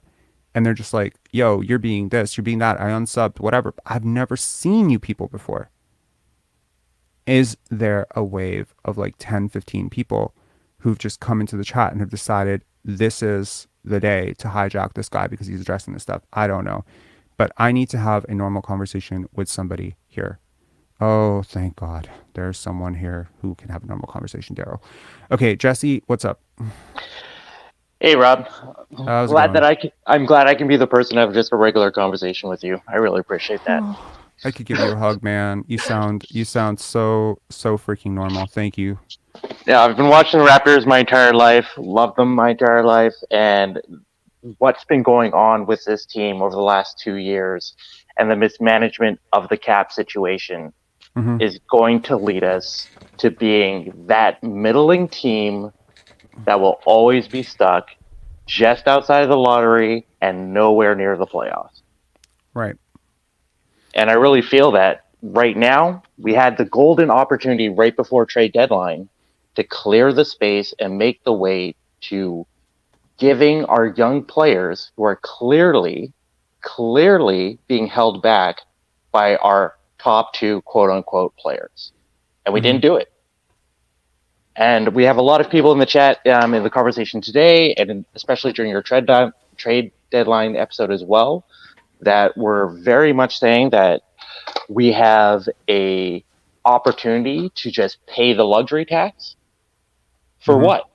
What are we going to pay 100? Like what would we be paying? I think it's like 25 in the first year. I think and then we've it just been pretty keeps ballooning and clear. ballooning. Yeah. I mean, the problem, like, I think a lot of people need to understand that the implications of going into the luxury tax, even 1 year, are so extreme when you consider the next year. Like, going in 1 year is okay. Going in back-to-back years is not something that MLSE will ever support. Actually, we have seen so many times where the Raptors have made cost-saving moves to avoid that luxury tax apron. So many times where they have gone out of their way to underuse their mid-level exception to make sure they stay under that tax threshold. So, look, the idea of going over the tax or that over that tax line, whatever the tax line is, and that guy, there was someone projecting it'll go up by 8% every year. You don't know that. Nobody knows that. I mean, we can project a 25% bump. I mean, if league insiders right now, like the people who are plugged in, who are supposed to know this, don't know this, I don't want to assume that someone on this chat has the crystal ball on this. We don't know where the cap figure is going to be in 2-3 years. What we can realistically say is it's going up. Yeah. So long story short, I don't think that the I don't think that MLSE will support going over the tax threshold for anything other than a contender. Exactly. And so if we're not going to go over the cap and into the luxury tax for a middling team, why did we hold on to these players? Why didn't we just move on and start developing under Scottie, Precious, Koloko, seeing that we have these gems, these raw potential to then lead to a championship? And we're just going to be sitting here in 2-3 years with a older Pascal, with an older Fred VanVleet. I hope we don't. I hope that's not what happens. But it's looking more and more every single day that this is the plan to win another championship with Pascal as our number one. I don't know if that is, because it seems pretty publicly, when I say pretty publicly, I do mean like league insiders have sort of leaked packages where the Raptors have dangled Pascal, made him available in trades. I mean, obviously you're never in serious Kevin Durant talks without putting him on the table. He had to be on the table. He and OG, he and Scottie, had to be the packages being explored in the off season. And obviously, if we hear, okay, Scottie was never a part of it, well, then it was Pascal. It's only one of those two players that can even become a basis for a package. Just like the Suns had to give up a hell of an asset in Mikal Bridges and Cam Thomas, right? So if we've dangled him multiple times, there was also like the talk about trading him earlier. There was talk about him being traded at this deadline, not for Durant, but for other things. Ben Simmons, whatever the hell it was. We can all call that, rumors, but these rumors are being leaked for a reason. Every rumor that ever comes out in the NBA is leaked for a reason. It's either to help the player being, rumored about. It's to help the agent. It's to help the team that's trying to acquire that player, or the team that's trying to move that player. You don't just hear like random rumors. We never heard Scottie Barnes is being danced on the table. He's being danced in trade talks ever. Because who would that help? It doesn't help Scottie because he's not getting moved. He doesn't want to be moved. It doesn't help his agency because they're not trying to get him moved. It doesn't help other teams because they don't realistically think they can acquire him. And it doesn't help the Raptors because they're not trying to move him. You don't hear a lot about players who are realistically not going to get moved. You know what I mean? So we've heard multiple times about Pascal Siakam potentially getting moved. So I think that sort of might disagree with the idea that we're trying to build a championship team around him. Oh, I'm so glad to hear that, because that's exactly not what I want. I don't want to build a championship team around Fred VanVleet and Pascal Siakam. I think their time here has been great, and they've brought us amazing memories. But at a certain point, you just need to make a choice as a front office and see what you have and sell high. And this was our time to sell high as we could have.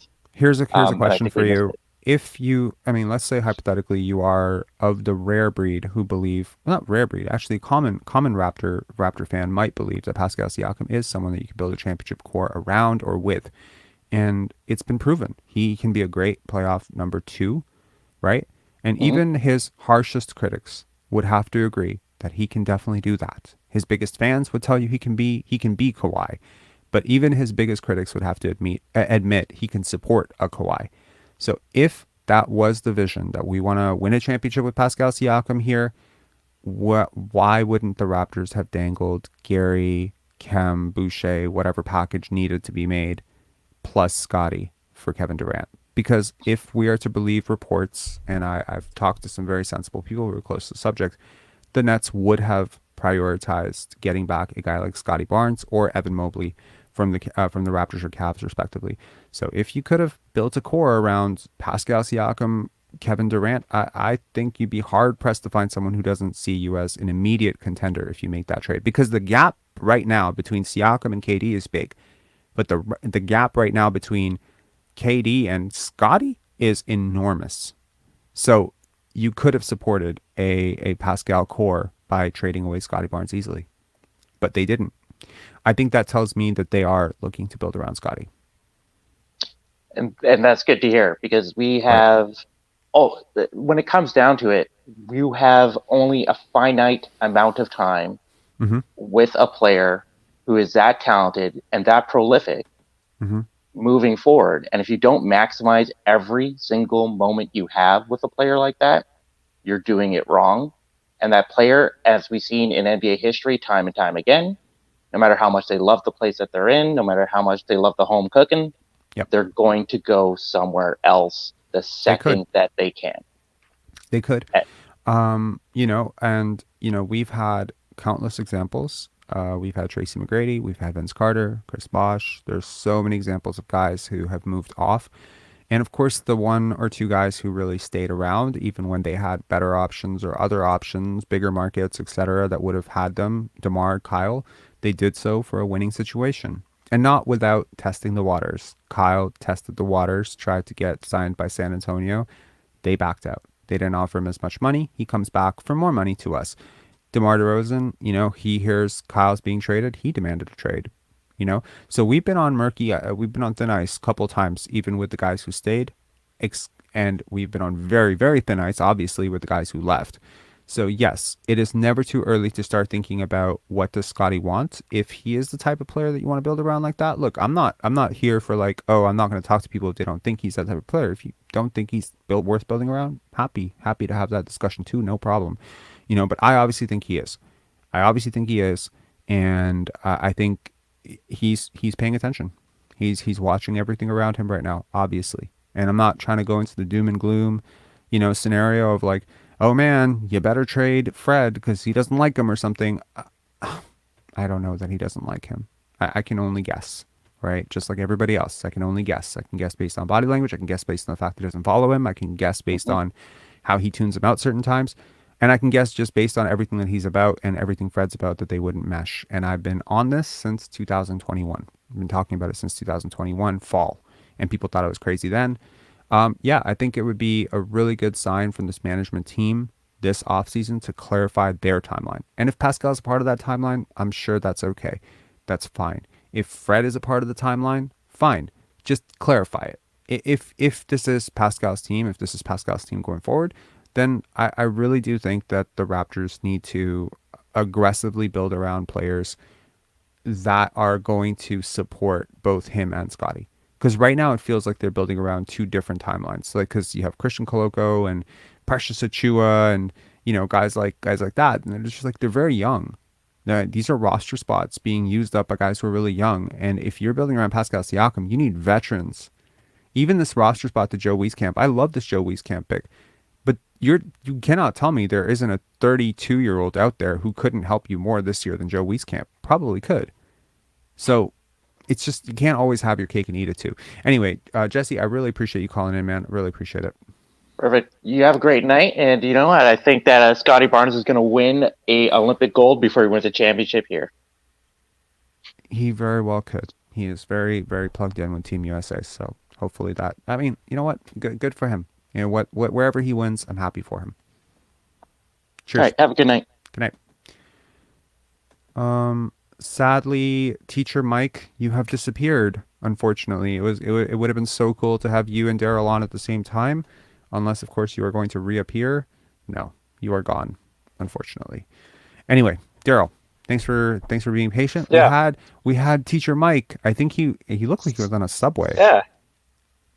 And that would have been so cool because you guys know each other. We would have had oh man, I was so happy to see you in the chat queue.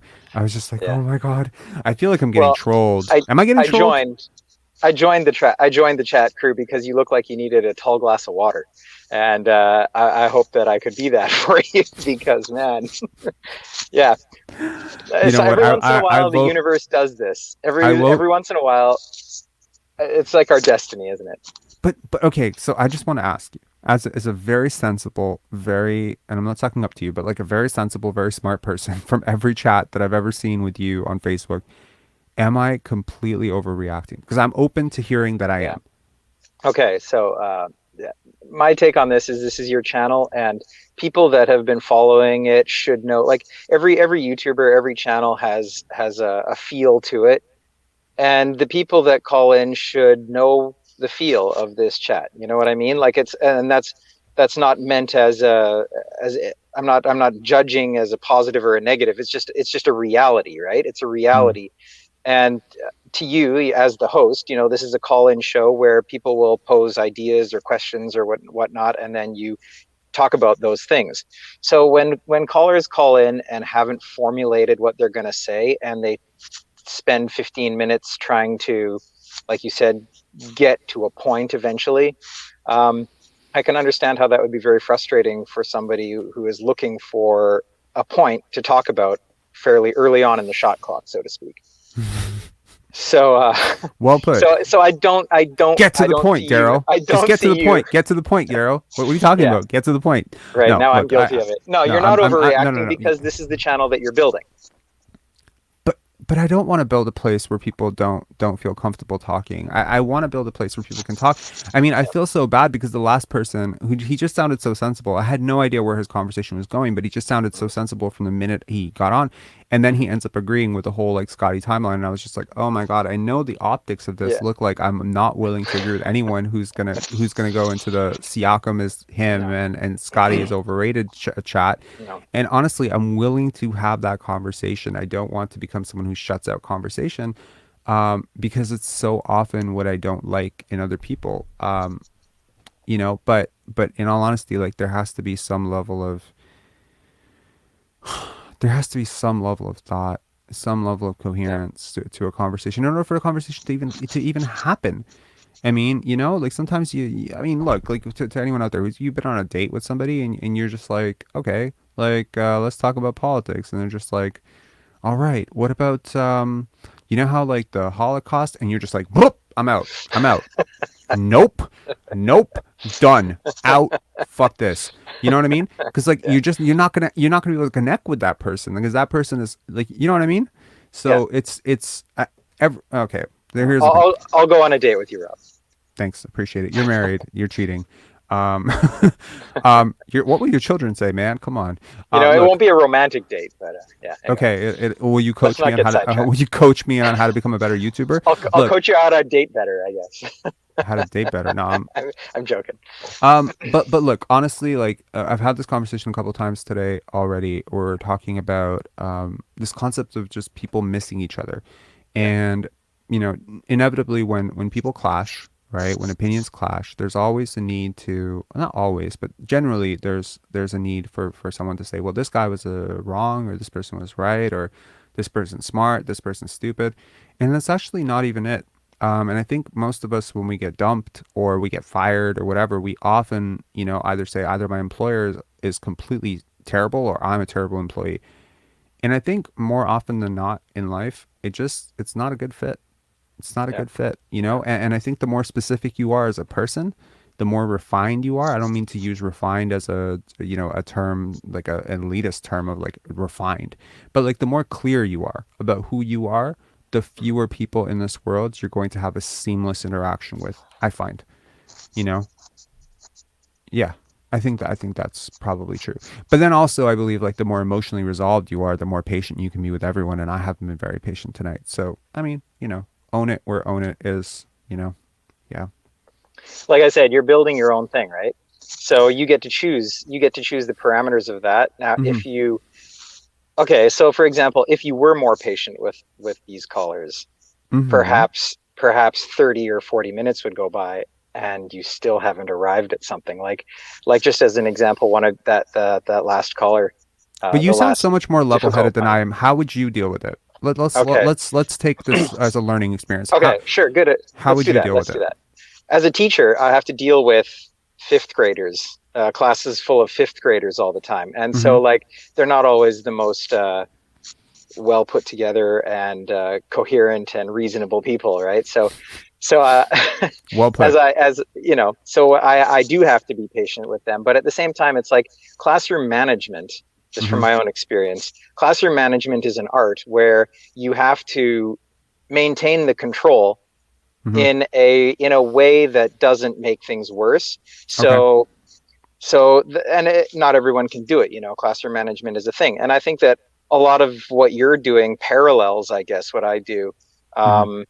There is an educational element to it. There is a dialogue to it, and I just think that how I would deal with these callers is I would immediately try to guess what they're getting at, and then interrupt them with my guess what they're trying to get at. Like, hey, is this your point? Because if they're not getting to it, I have to get to it, right? So instead of like telling them that I would be like, I wouldn't be like, you're not making sense. I would just be like, is this what you mean? Until I get it, Huh. So so if they are not, if let's say for instance, like, let me outline this for you. So let's say this is their point, right? And they're just kind of like, you're like, are you about to throw it there? Or there? Or there? Or there? Yeah. Okay, cool. I get That's it. what I have to do with my class all the time. Is I have to do that, and more often than not, you know what's I crazy? can't get it. You know what's crazy though? I have seamless interactions with kids, like, because I used to run a tutoring company. I tutored kids in math. I love talking to kids, man. I've never lost my patience with kids. Not once, not ever.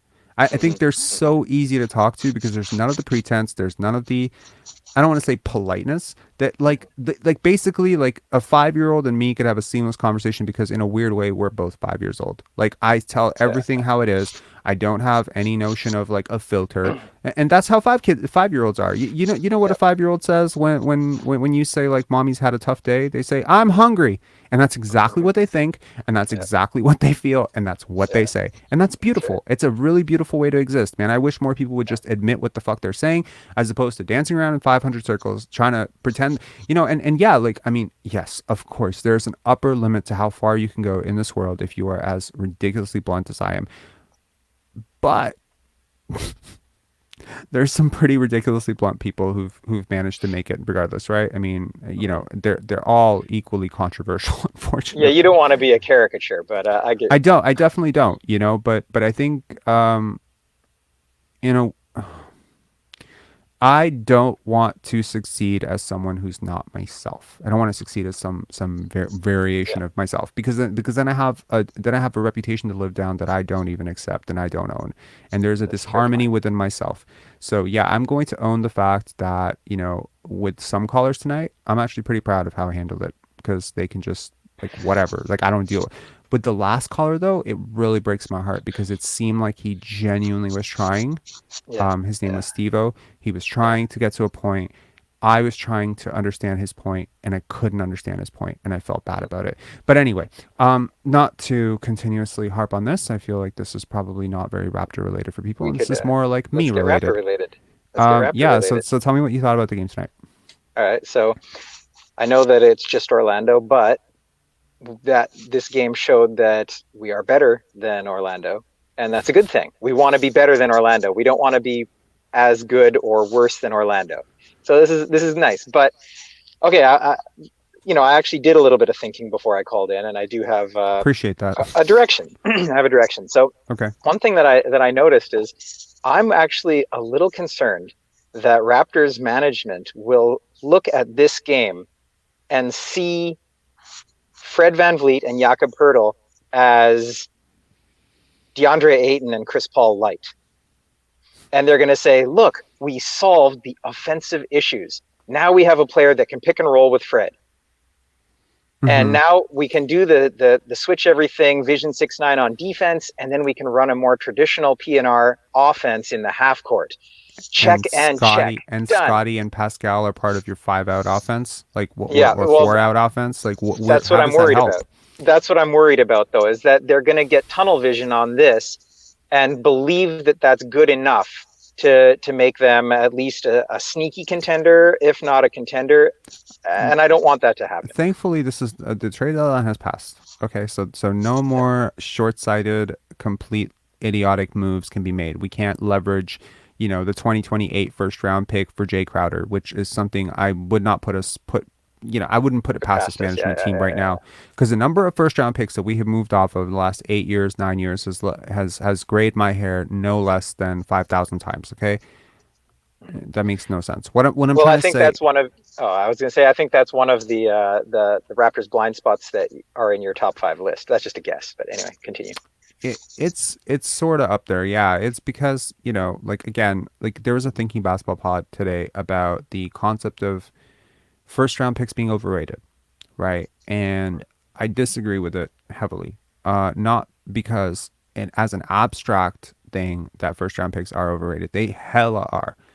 There are so many teams out there that make themselves feel better because they got 3 first round picks, especially when they're currently close to being conveyed, especially by really good teams. Like, I think there was a trade show in which someone tried to offer me 3 first round picks, and I'm like, those are all bad first round picks. Yeah. Yeah. A bad first round pick includes a pick that is destined to be no better than 22 and no worse than 22 and no better than, am I losing my mind right now? Between 22 and 29 is where I consider like almost second round picks. But surrendering the possibility of a very top end pick, and what Ben Taylor said was that often the picks that end up being really high are the ones that are surrendered for aging stars. I think he's over leveraging into the example of the Brooklyn Nets when they traded for Kevin Garnett, Paul Pierce, etc., and then they ended up giving picks that ended up turning into some very, very good players down the line. But yeah, I just I hope I guess what I'm trying to say in a very long about way is that there's no more damage that the Raptors front office can do to this team in its current iteration. And because of recency bias, everything will hinge on playoffs, which means that a 2-week stretch right now cannot change the narrative any longer than the 2 weeks, because it will be 1 week away from switching the narrative right back. At the end of the day, this team will be judged on how it performs in the playoffs, and if they go into the play-in tournament, which they almost inevitably will at this point, right? Chicago is falling off a cliff, Indiana is falling off. So yeah, you be 10th by default, unless the Magic catch you somehow, and it doesn't look like they're interested in doing that because they just blew a head-to-head with us, right? So we get to 10th.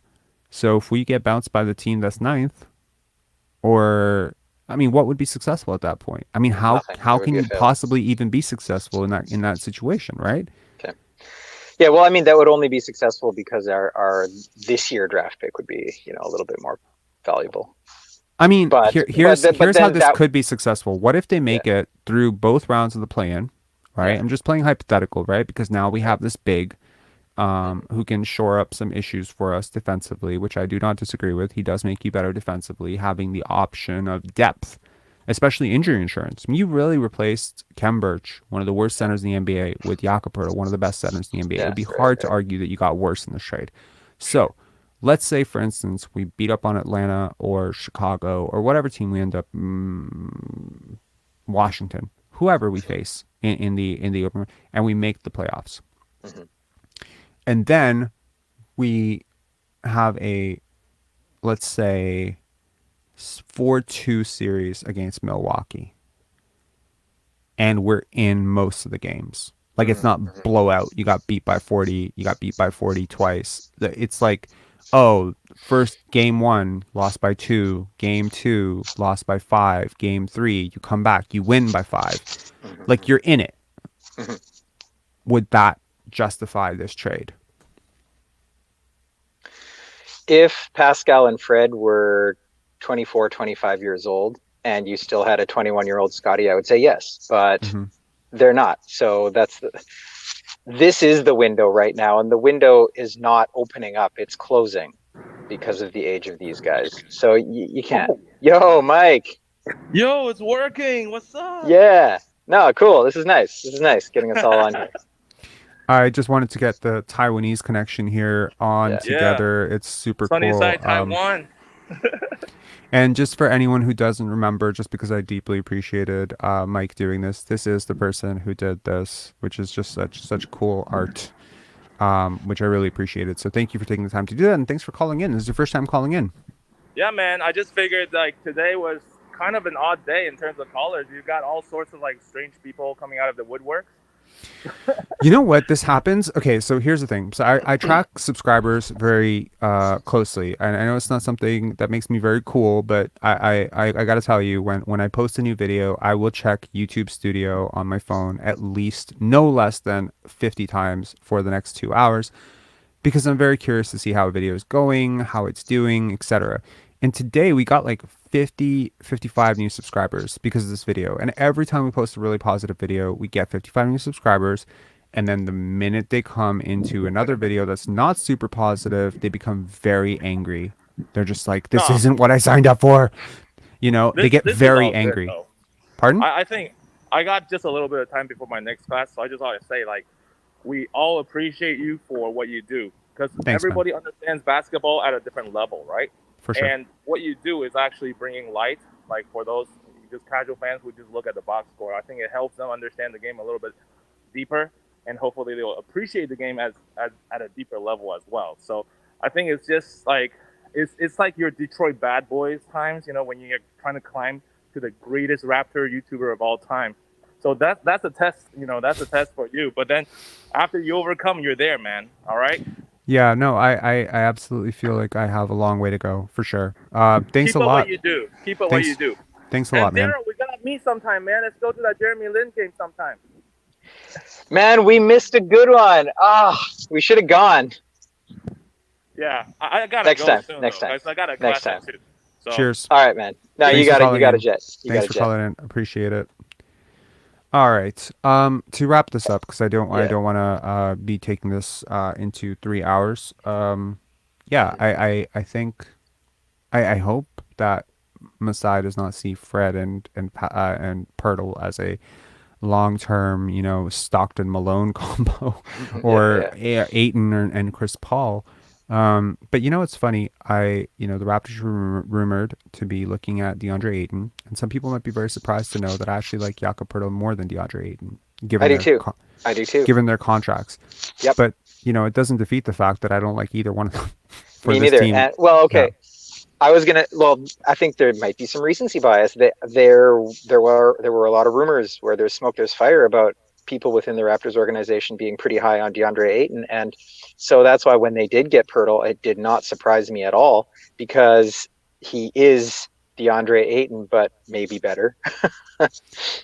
And a lot cheaper. I think Ayton flashed enough shooting potential for me that I'm like at least not closed off to the idea that 4 years from now he couldn't, or 2 years from now he couldn't hit threes occasionally. He's not going to be a shooter. No you don't see it, eh? No, I don't see it. Not at all. But could he hit a 15-foot jump shot? Maybe once every 2 or 3 games. Yeah. I mean, I want now I'm very curious to look at his shot chart, because I mean, I granted we all have blind spots. I don't watch a lot of Phoenix games. It's one of the least interesting teams for me. I don't know why it is, but it always has been. So yeah, when I watched Phoenix the most, it was in that playoff run when they went to the finals, and Ayton was very successful from I want to say inside 6 feet. But yes, I'm looking at a shot chart, buddy, from 2021, and this is 2 years ago. He shot. It's actually pretty decent. He's a very. Is it really? Yeah. So in terms of left side of the floor, mid range, just to anyone who's curious about this, just Google DeAndre Ayton shot chart 2021, and StatMuse has it up. So it's 51% outside the paint, mid range. Outside the paint, no way. Mid range, yep. And on the other side, it's 49%, and from the top, it's 35%. So I mean, he's at least taken those shots, and that's 2021. I'm very curious to know if it got better in 2022. Let me see. In 2022, he added a diet of threes. He went 6 for 17 from the top, nothing from the corners, so only top threes. So he added that. And in 2023, DeAndre Ayton has added way more threes, so 6 for 18 already this year from the top corner, 1 for 2 from 3, and yeah, like 44% from outside the paint in the mid range. He's 70% from the left corner. Yeah, man, like I mean, he's decent. Like he's a decent shooter. Color me surprised. Yeah, there you go. So he's not just a big who just he's not Jakob Poeltl, is what I'm saying. However, that being said, he is twice as expensive as Jakob Poeltl, and in my opinion, a worse defender, and a little bit younger. And also he's a bigger name. He's gonna need more touches. He's gonna need a higher usage than Poeltl. That's a big part of it too. But yeah, I mean, he warrants the higher usage. I just here's the thing. Like I always look at I look at what's the best this can be. What's the best that the Raptors offense can be with Jakob Poeltl? Yeah, I see vision of it, man. Like I like the idea of him, being able to move without the ball. He's so smart. You like watch this guy play basketball, and you're like, oh my God, he's so well coached. Like, God bless the San Antonio Spurs. They sent you like an absolute gem, because he wasn't like this like with Raptors first stint. He was good, but he wasn't like next level vision. Like I mean, I saw him put the ball on the court, ball on the floor tonight, and just like almost it wasn't like he's creating his own shot, but he looks like he could create his own shot a little bit. He's really good. He's a really good player, and his timing is good. Like he doesn't over dribble it and then get the ball stolen by small guards. Like he'll do one or two dribbles and then he's done, and then he already knows what he's going to do. So you're right. Like Absolutely. I like that about him too. I think that I'll double down, triple down, quadruple down on this. I said this when we traded for him. The only way this works, in my opinion, long term in the future in the playoffs, is for the minutes that he plays if Scottie and Pascal space out. With OG, with Gary, whoever the hell else is on the court has to be out, because he needs the center of the court. He needs to operate there. He needs to be able to set picks. And we saw this with Scottie, like when Scottie was doing this against Indiana, like he was just operating in the middle of the floor, setting picks, diving without the ball. Like that's very useful. It's a very useful role on offense. And I'm very glad that Jakob is here so Scottie doesn't have to do that, because it's not his long-term vision. But it doesn't change the fact that you cannot say guaranteed that Scottie and Pascal can become great shooters. Like I can say Scottie's going to get there because he works hard and I'm a big fan of his. I can say Pascal could get there because he used to be a 37% respectable three-point shooter. But they're going to have to work on it so hard this offseason to make it work with Jakob, because clearly they're both going to start. And if Nick Nurse is coaching next year, they're both going to play 38 to 40 minutes every night. So it doesn't leave a hell of a lot of room to play Scottie and Pascal less lineups with Jakob and four shooters. That's it, yeah. You know what I mean? And it's like, I don't know. Well, I got a question for you, though. Yeah. Mm-hmm. Yeah, you were just saying it's confusing, and I've heard this a lot. Like a lot of people are confused with the trade. Do you understand why people like this trade? Like, what's your take on why people like this trade? Because for years, 3 years now, there's a certain media member that has beated. Wow, what is happening to my brain right now? That has beat the drum of the Raptors need a big man. The Raptors need a big man. We don't have a 7-footer. There's nobody over 7 feet on the roster. You can tell by the way that I am even describing this person, and what they're saying, and the mawkish way that I am just used. It has been repeated so many times, and it has gone unchallenged so many times. When it has been said, it has been considered almost like gospel at this point that the Raptors suck because they don't have a 7-footer. It's not true. It has never been true. You could easily have made it work with a really good defensive big. The problem is that this trade shores up 2 defensive fall-offs for the Raptors, which is Fred and Pascal, in my opinion. Fred and Pascal used to be really good defenders. Now they're not as good defenders. I'm not saying they're bad defenders, they're just not great. And so this guy just shores that up. But why not address the elephant in the room, to borrow a term from Nick Nurse's, either deal or talk to the 2 guys who are not playing great defense.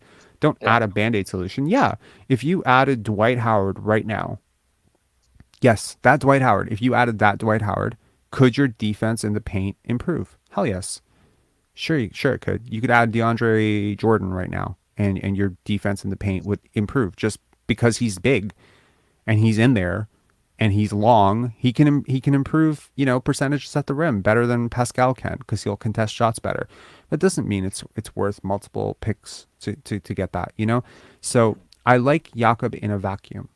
Like in a vacuum, if you say, hey, Rob, you're running a hypothetical team, you don't know all the other guys on the roster, and I'm adding Jakob Poeltl to it. Are you excited? Hell yes. Love it. But now you start telling me I have all these non-shooters on the team, and it's one of the worst three-point shooting teams in the league, and I have these straight-line drivers, and they need to paint. And now I'm just like, yeah, maybe Jakob Poeltl and Rasho Nesterovic and guys like this are not for me, So at least with Rasho, he could space out a little bit. Like Rasho could shoot. I've watched Rasho in an open gym hit nail threes. I wish Jakob could shoot, man. If Jakob could shoot, he'd be a dream. He'd be a dream for this team. I know. Yeah. Yeah, he would. Yeah. All right. Thanks a lot, Daryl, Yep. for calling in, Good talk, and thank man. you for providing a release valve. You were today the Jakob Poeltl of this call. Jakob Poeltl is the release valve for this Raptors offense. You were the release valve for this chat. So It's like, take here, that. take this backhanded compliment. And It's not a backhanded compliment. I'm I've already kidding. told you I like I Jakob know. Poeltl. So In a yeah, vacuum. Yep. in a All right. vacuum. Yeah. Take care. Peace. All right, man. See ya. All right. Cheers, man. What up, your goats? Hi, Rob. How are you doing, man? I've had better days, know. man. I I think know I've this. had better days. Anyways, what's up? I know this has been kind of annoying for you, but I just want to say I really do appreciate you for letting me on and stuff. So just know that you have people that do appreciate you and appreciate your basketball knowledge, and just don't listen to all the other idiots that just talk nonsense. I don't even want to brand everyone who doesn't it's so Yeah. easy to misunderstand a person's point, right? Like, I mean, if I kick someone out of the chat because they're going on and on and on about something I don't agree with, they're going to be like, "Oh, Rob, kick this person out because they don't agree with them." That's not true. I kick this person out because they're repetitive, they're trolling, and they're hypercritical of every single thing I say and everything someone else says. I mean, there's a person in the chat who's probably gone now.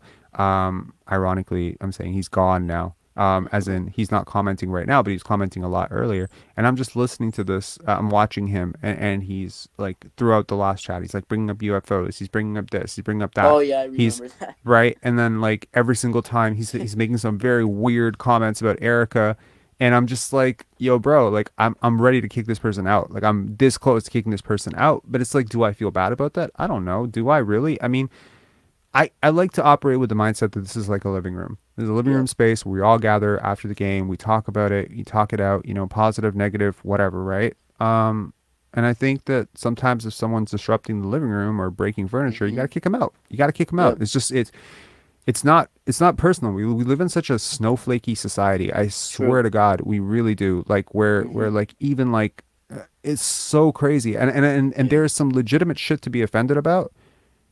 Legitimately, like there's some stuff that's really toxic that's been said throughout the years, over like 20-30 years, that needs to be cut out, and we need to address it head on. But man, the level of just offended about everything shit, like it's just it's weird. It's outrage culture. People focus on the wrong thing instead of focusing on things that actually matter and that are offensive. But for sure, the thing is, this is your space, this is your platform, and you can. I'd like to think this is our space. I would like to think think this is our space. I certainly didn't create this channel by myself. I'm not pandering or being I'm not being disingenuous when I say that. I know that this channel does not exist without the people who support it. I know that this channel, I'm looking at the monetary success of this channel relative to previous months, and I know that that's being created by like 10, 15, 20 people just giving super chats over and over and over again, and they're just trying to support this channel and elevate it. And then there are other people who are trying to knock it down, for sure. I see that too, and I'm like, there's space for both, but just keep it respectful and keep it coherent.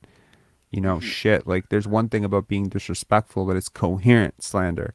But it's like incoherent disrespect. Oh my God. Like you have hit too many boxes. Anyways, talk to me about the Raptors tonight. What'd you think about it? I mean, I'm going to be honest. I mean, you guys beat the Magic, but I didn't have the opportunity to watch it. But I do want to talk about one thing, which is the Raptors' current situation. And coming from Pistons fan, who from 2016, 2020, we were stuck in no man's land, basically. And your team is essentially at this very moment in no man's land, right? So we seek counsel from the great Pistons fan base. What should we do? What should we do? Not necessarily what you guys should do. Is what I thought you guys could have and should have done at the trade deadline, which was my opinion.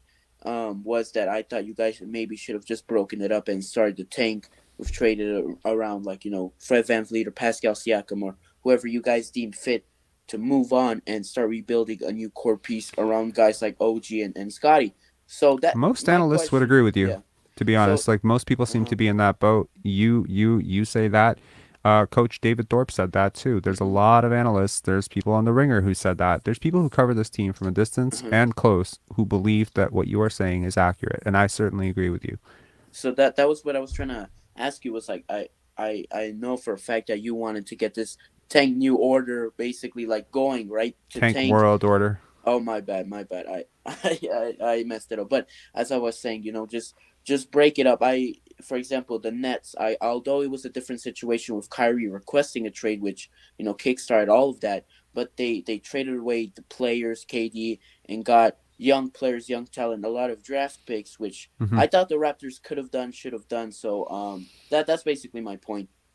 Gotcha. Yeah, no, I agree. I think the Raptors missed an opportunity at this deadline. I think someone in the chat said, "Would I move OG Anunoby for 3 first-round picks to the Indiana Pacers?" Maybe.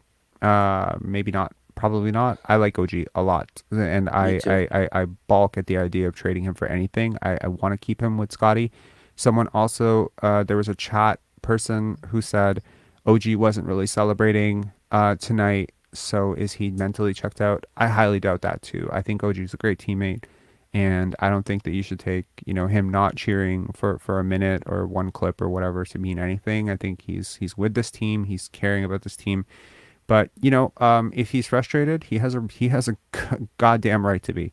Yep. Okay, he works his ass off on defense, and he gets overlooked on offense all the time, and it's not warranted. You can say what you want.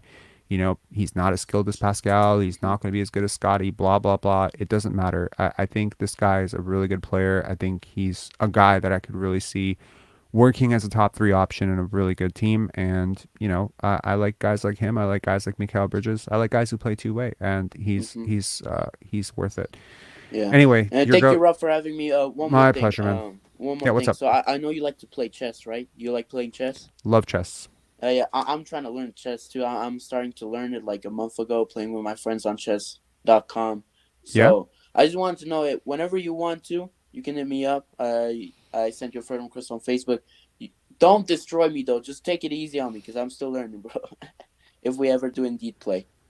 That's very nice of you. Yeah, I may take you up on that at some point. All right. Yeah, Good luck. thank you But so good much. luck with your Yeah. chess journey. And honestly, chess is awesome. It's good for your brain. It's good. I want to say it's just good. It's good for Yeah. people. It's good for people to play chess. There's so many parallels. I call chess the game of life. And to anyone who's like, look at my mug. See it? Yep, that's cool. No, I mean I like chess because when I was a little kid, I tend not to think before I speak. So chess kind of requires you to think before you make a move because if you make a bad move, then boom, you could get checkmate easy. But yeah, as I said, appreciate you for letting me on, and hopefully Appreciate one it, day man. we can play some chess, bro. Have a great night. Alrighty. Cheers, man. Have some good White Claws too. Yeah. why does okay, Sean gave me a super chat earlier, and he said you deserve a couple of White Claws. You deserve it after the chat or whatever. Okay, funny enough, I promise you I do not like White Claws. I've had 2 in my entire life. One was the other day on the chat when I poached it from the fridge, and the other one was for a drinking game on New Year's. So yeah, I've had 2 White Claws in my entire life. Otherwise, I have avoided White Claws like the plague. I don't mean to be like overly, I don't know, like blunt, but I've always considered it a girl drink. I know that sounds so stupid, and Yeah. we all have ideas. Smirnoff Ice is a girl drink. This sparkly drink is a girl's drink. This is a guy's drink. But yeah, maybe it's some sort of notion in my own head of like that's a girl's drink, and I have no idea if that's Corona. true. Get some Corona, put some lime on it. Is that like, yeah? That's a I don't Mexican know. thing. You put lime on everything here. Yeah. Yeah. Yeah. I think I told everyone last time, like I drank Coronas almost exclusively because of Vin Diesel. Yeah. So Yeah. I like Coronas. They're the Yeah, jam. you told me But that story, yep. people say people say you can't have Coronas in the winter, and it's eternal winter in Toronto sometimes. And I really don't prescribe to that thinking. I like Coronas in the winter, Coronas in the summer. It's all good. All right. Corona every time, everywhere. Yo, we need to get a Corona sponsorship going to give Corona all this clout. I feel like after this chat, 3,000 people are going to listen to this and opt for Corona over something else. So we're just going to introduce a healthy, Carlsberg, maybe Carlsberg, maybe Stella, maybe who knows. I mean, one of you beer companies, hit me up. I'll happily be sponsored by a beer company over a betting company any day. All I'll right, try to cheers. help you. I'll try to help you. All right, What? thank you so much. I'll try to help you get the Corona sponsorship. Do you know somebody? Make it happen. Oh, you just saying that. Man, all right. Man, Okay. I'll find out. Anyway. All right. Appreciate it, man. Talk to you later. Cheers. Have a great night. Cheers. All right. All right. there are no more callers in the queue, and I don't know whether to be thankful for that or to, be sad. But to anyone who called in tonight who didn't have a great experience, I apologize. Maybe I could have been more patient, but the tone of the show started out by me addressing something, and it was hard to check out of that mentality of, being offended. When you get into it, you get into it. I do want to say that, I do want to say that the Raptors did play better tonight on offense. It looked a lot more coherent. It's hard to tell what you're supposed to feel about that against a team like the Magic right now. That being said, oh my God.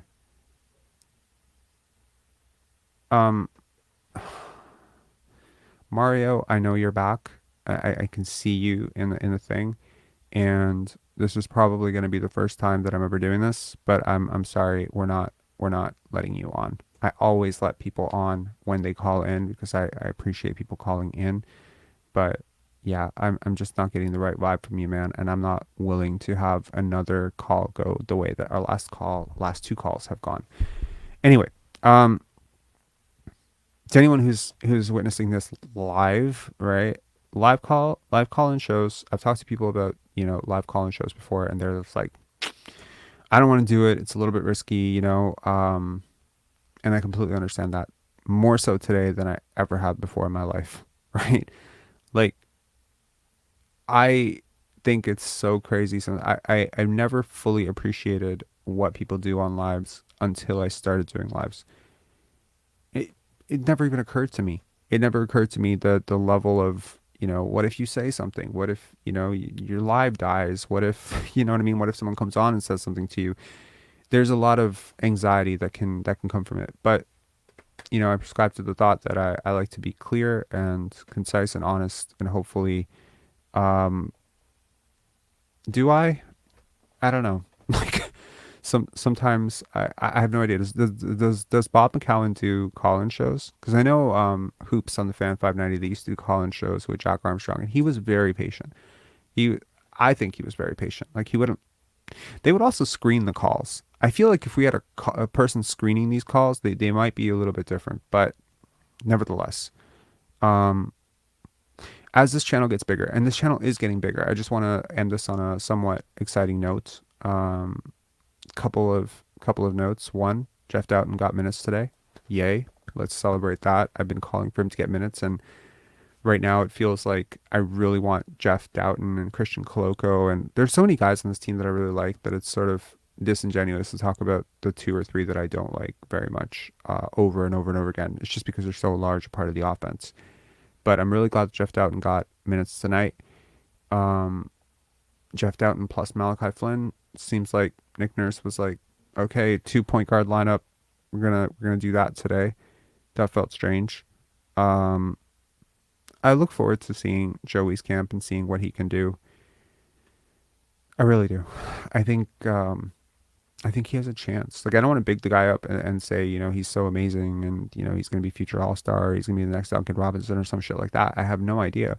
But I'm just telling you, like, his shot form is pure. And there's this typical thing that usually stops a lot of shooters who shoot well, like Matt Thomas, etc., from staying on the court, which is defense, rebounding, and all the other stuff, movement, IQ, working hard. And shit testing for all of that stuff, he seems to pass a lot of those boxes. He seems really good at a lot of that stuff. And just listening to his interviews, I like to listen to prospects talk long form, like, 25, 30-minute interviews. I like to listen to them and see, their body language, how they respond to certain things. And it just felt like he was very sure about what he wanted. And I liked that. And he was very confident. And he had a very clear picture of who he was. Like, he didn't talk like he was the best player in the draft or anything. He just felt like he was being underrated for this reason and that. And it felt like, it feels self-acceptance to me is a really big part of what makes NBA players good. If Scottie Barnes came out in his pre-draft interview and he's like, yep, I don't need to fix anything, I'd be like, don't draft Scottie Barnes. Like, if he's that delusional, don't draft him. But it seems like Wieskamp, Jeff Doughton, Christian Koloko, the Raptors have 3 players under 25 that I think have a chance. They have a chance. They could be good rotation players at some point in the NBA. I think the Raptors still need to address the elephant in the room, which is, they have a lot of the same thing, but not a lot of one thing. Specifically, what do they not have? They don't have a superstar. I think that's a problem that they're going to need to address. Can Scottie become that? Can Pascal become that? Who knows? We will see, right? I think there's the other issue of balance, and I don't know if the Jakob Poeltl thing resolves that, but I'm very curious to see now what the offseason will look like. I do mean what I said earlier about what would it take for the Raptors to consider this a successful season. What is the litmus test to make this something that you want to build on as opposed to something that you want to tear down this offseason? And I do believe that litmus test will be get to the playoffs and show us that you deserve to keep this together. Once in the playoffs, however, to those of you who say, well, what about the experience of the young players? I think just based on past experience, based on watching this league for 24, 25 years now, there was I want to say it was either on True Hoop or The Mismatch, the NBA show, The Ringer, they were talking about the Lakers and how they have so many guys who are expiring this year and how that could blow up in their face. And I swear to God, they were talking about the Lakers, but they so easily could have been talking about the Raptors. As you get closer to the playoffs and you consider that you have not only, taken the number of players who were looking for a contract going into this season, you have now exacerbated it by adding another player who will be looking for a contract. And admittedly, I don't think that Jakob Poeltl has any selfish bone in his body. I don't find him selfish at all. Seems like a guy who'd be perfectly happy winning, taking 4 shots. And I love that about him. I love that quality about him and Scottie and OG, frankly. That's the type of mentality you need to win, is people who are willing to do what is necessary to win. But I feel that if you do get to a play-in tournament, specifically, like a one-in, one game shot to make it work, and it's a do or die situation, and you have Fred VanVleet, Pascal Siakam, Gary Trent Jr., OG Anunoby, Jakob Poeltl, 5 guys. Then you add Malachi Flynn, possibly holding on for his dear life in the NBA. You have 6 people who are part of your top 9 rotation, top 10 rotation, that potentially have a good game or a bad game determining their next contract. I think that's a recipe for a disaster. I really do. I really do. I think that's a crazy, terrible thing to have to overcome. It's a part of human nature, and I gotta be honest. I'm signed up for a film shoot on February 21st, 22nd. So, by the way, if there's a game on those days, I'll be away. I won't be able to cover it on the 23rd. Vince and I are going to the game live, New Orleans Pelicans. I believe there are no games on the 20th and 21st, so probably we're okay. But yeah, like I have this film shoot. And if you were to tell me right now that my performance on that film shoot would dictate my next contract, and the difference between one contract and the next contract is like $40-50 million. So basically it's like that old Kevin Hart quote of, I took care of my kids, now I got to take care of my kids' kids, and I got to take kids. Thank you, Digger Ocean, appreciate it. If you leverage so much and you put so much weight on that one game, one series, and every single player has the same freaking idea, with the exception of Scottie and maybe Jakob, that, okay, this is contract time. And you can't afford to get bounced and Fred VanVleet has 4 points. You can't afford to have that. You can't afford to get bounced and Pascal Siakam is 2 for 9. You can't afford that. Now, everyone has to have a good game. And sometimes when everyone has to have a good game, nobody has a good game. That's sort of how it works. Team sports, very complicated. The dynamic, team sports, very complex. Nick Nurse to massage all these egos and manage all these egos. I do not. I think he's a brilliant tactician in a lot of ways. I think he's a really genius basketball mind. But one of the things that I've heard repeatedly about him, he doesn't get people. He doesn't seem to get people very well. And whether that's true or not, don't know. Haven't met Nick Nurse. Don't know enough about him to be able to conclude, based on that. Listen to interviews. I've watched him coach for 4 or 5 years now. Seems to be a bit of a blind spot for him, is just sort of understanding people. Because if you understood people, you'd understand that playing guys 40 minutes a night. Again, there was a critique of why is LeBron playing 40 minutes a night. I could argue, why is Pascal Siakam playing 41 minutes against the Orlando Magic? I think that's indefensible. It is indefensible to play Pascal Siakam 41 minutes against the Magic when he is already leading the team in minutes per game, to add to that toll because you're just so desperately coaching. It's so short-sighted. And I assure you, if you replace 3 of Pascal's minutes, granted, you're undermanned. I understand. Thaddeus Young is out. We haven't even talked about that. Thad's out. OG's out. Gary's out. You're missing 3 wing players. I don't think that Pascal Siakam playing 36 minutes tonight instead of 41 costs you this game. I really don't. I really don't. But I do believe that playing him 41 minutes a night versus 35 minutes a night could cost you, potentially, him having some sort of overload season-ending injury at some point. And I don't think that's very responsible. So I do want to say that I made an earlier point that I think the Raptors are sort of gaming the system, sort of scamming the system, because it feels like they're doing everything possible to win some of these games, and other teams are just showing up empty-handed. They're either putting up bad efforts, or they're not, or they're resting starters against us, and we are just either losing or winning competitively, where it's still close within like 2 minutes to go, and anything could happen, and a couple of threes could be hit, and it could be over, like last game or the game before that.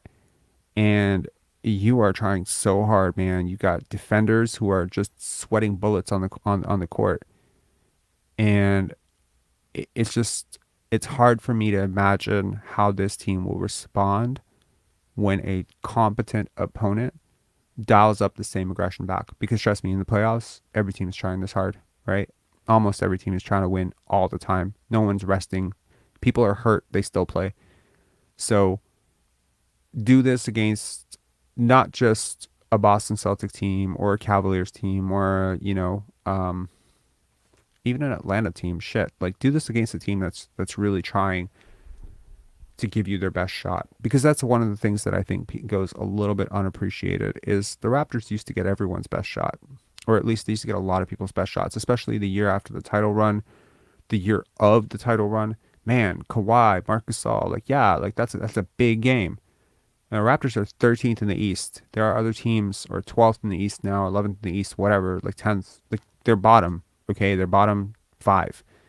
And other teams are coming in with that same energy. Like the reality of the NBA is, you drink the night before. You might smoke weed the night before, if you know that you're playing against a lackluster opponent that you can just easily beat. And a lot of teams are taking it easy on us. I'm telling you, you watch these teams play against other teams, and there's a difference. It's not just because the Raptors are doing such a great job defensively. It's just because we're kind of getting that lottery effort right now. Teams are not, there's no star here. There's no superstar that you're amped up to face. There's no aging LeBron and, AD here. There's no Harden and Embiid. There's no one that everyone's like amped up. This is not New York. This is not LA.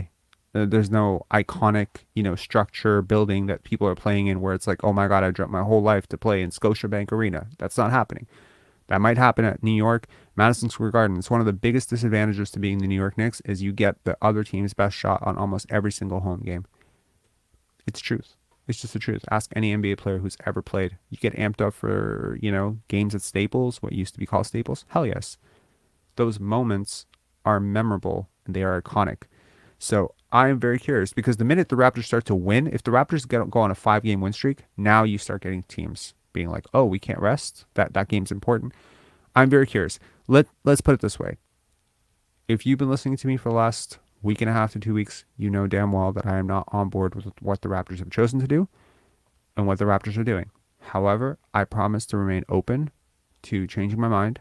And if this Jakob thing works out better than I expected to, and I start to see the offense and defense improve around it, I will adjust. I promise. I will adjust. And, you know, who wants to come here and say bad things? Who wants to come here and say negative things? I don't want to be negative. I would love to be positive about this team. Let's see. But I do not support the overall direction, and I'm going to remain critical until that remains the case. All right. So to anyone who called in tonight, didn't have the greatest experience to call in, I apologize. I would try to be better. To those people in the chat, I hope this was interesting, informative, I don't know, at least entertaining to watch me lose my mind sometimes. And yeah. All right. Thank you, everyone. Yeah, I know there's a comment here about Scottie Barnes jersey. Yes, I know that. It was number 1. Yeah. Sorry, I'm just getting to some of these comments. Are we 9th now? Wow. I did not expect Chicago to fall off that hard. Wow. All right. Well, that's cool. Is it possible that Nick Nurse is letting Pascal set his own minutes? I mean, that's also disastrous. Also, like, Juancho didn't get off the bench tonight, and that's with Thaddeus Young and OG out. And that's just directly rotation wise. That's his rotation. That's his thing. So is Juancho in the doghouse? It is worth pondering that. And if he is, because I believe he's on a 1-year contract, I really wouldn't mind waiving him. I mean, I'm not attached to Juancho. I like him, but I don't like him enough to hold on to him, especially if somebody better comes along and someone who fits more of a need. And I don't know exactly what that is right now. I would like a lights out shooter who can actually shoot.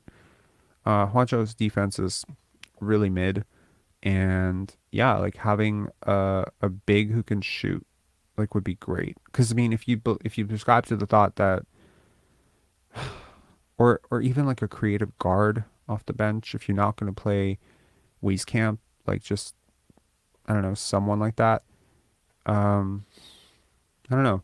Let me know in chat. Like, is there any player that you expect to be in the buyout market that you? Well, I mean, I don't think either one of those guys are getting bought out.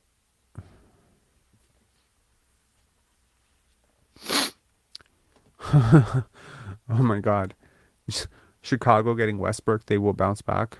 Don't hold your breath. Wow.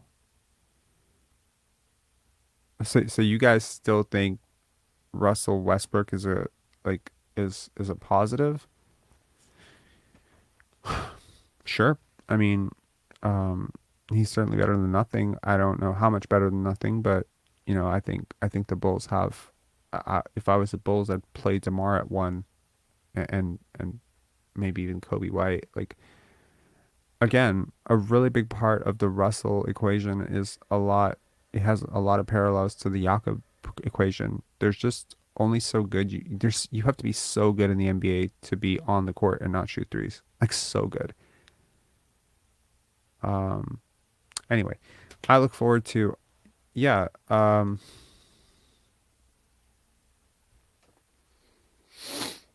Ibaka. Yeah, I mean, what need does that serve? I get it. Like, you know, from a nostalgia purpose, I really like it. But you know, a lot of people say he's cooked. I gotta be honest, I haven't watched him play in a while. I'd be very curious to see. But the numbers have tailed off. Wasn't great with the Clippers. So yeah. I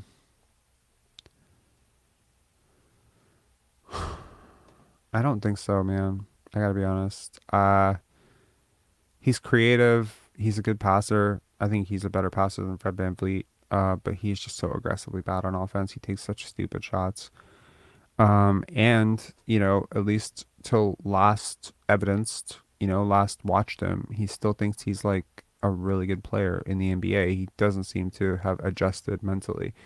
That being said, you know, maybe he does. Like, he's still really talented. Like, he's a really talented player. He just, I don't think he's, Yeah, man. Like I don't know. Like I was critical of us not bringing Ibaka and Mark back, but it wasn't because I wanted to keep them. It's just because I wanted us to get something for them when we could have still.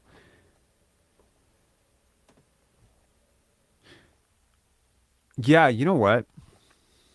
I gotta be honest. I would go for Pat Bev. I would.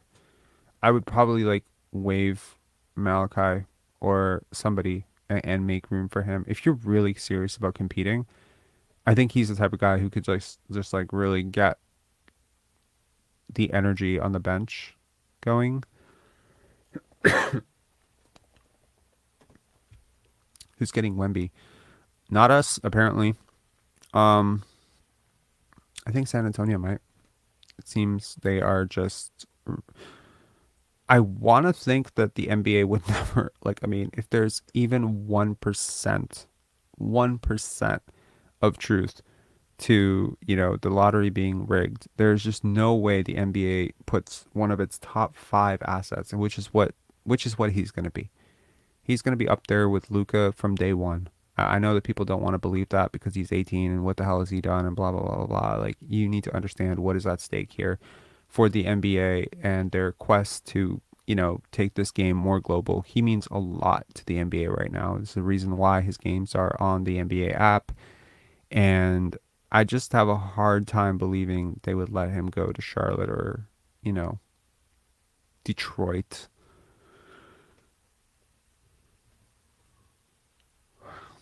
I apologize. I just yawned. My bad.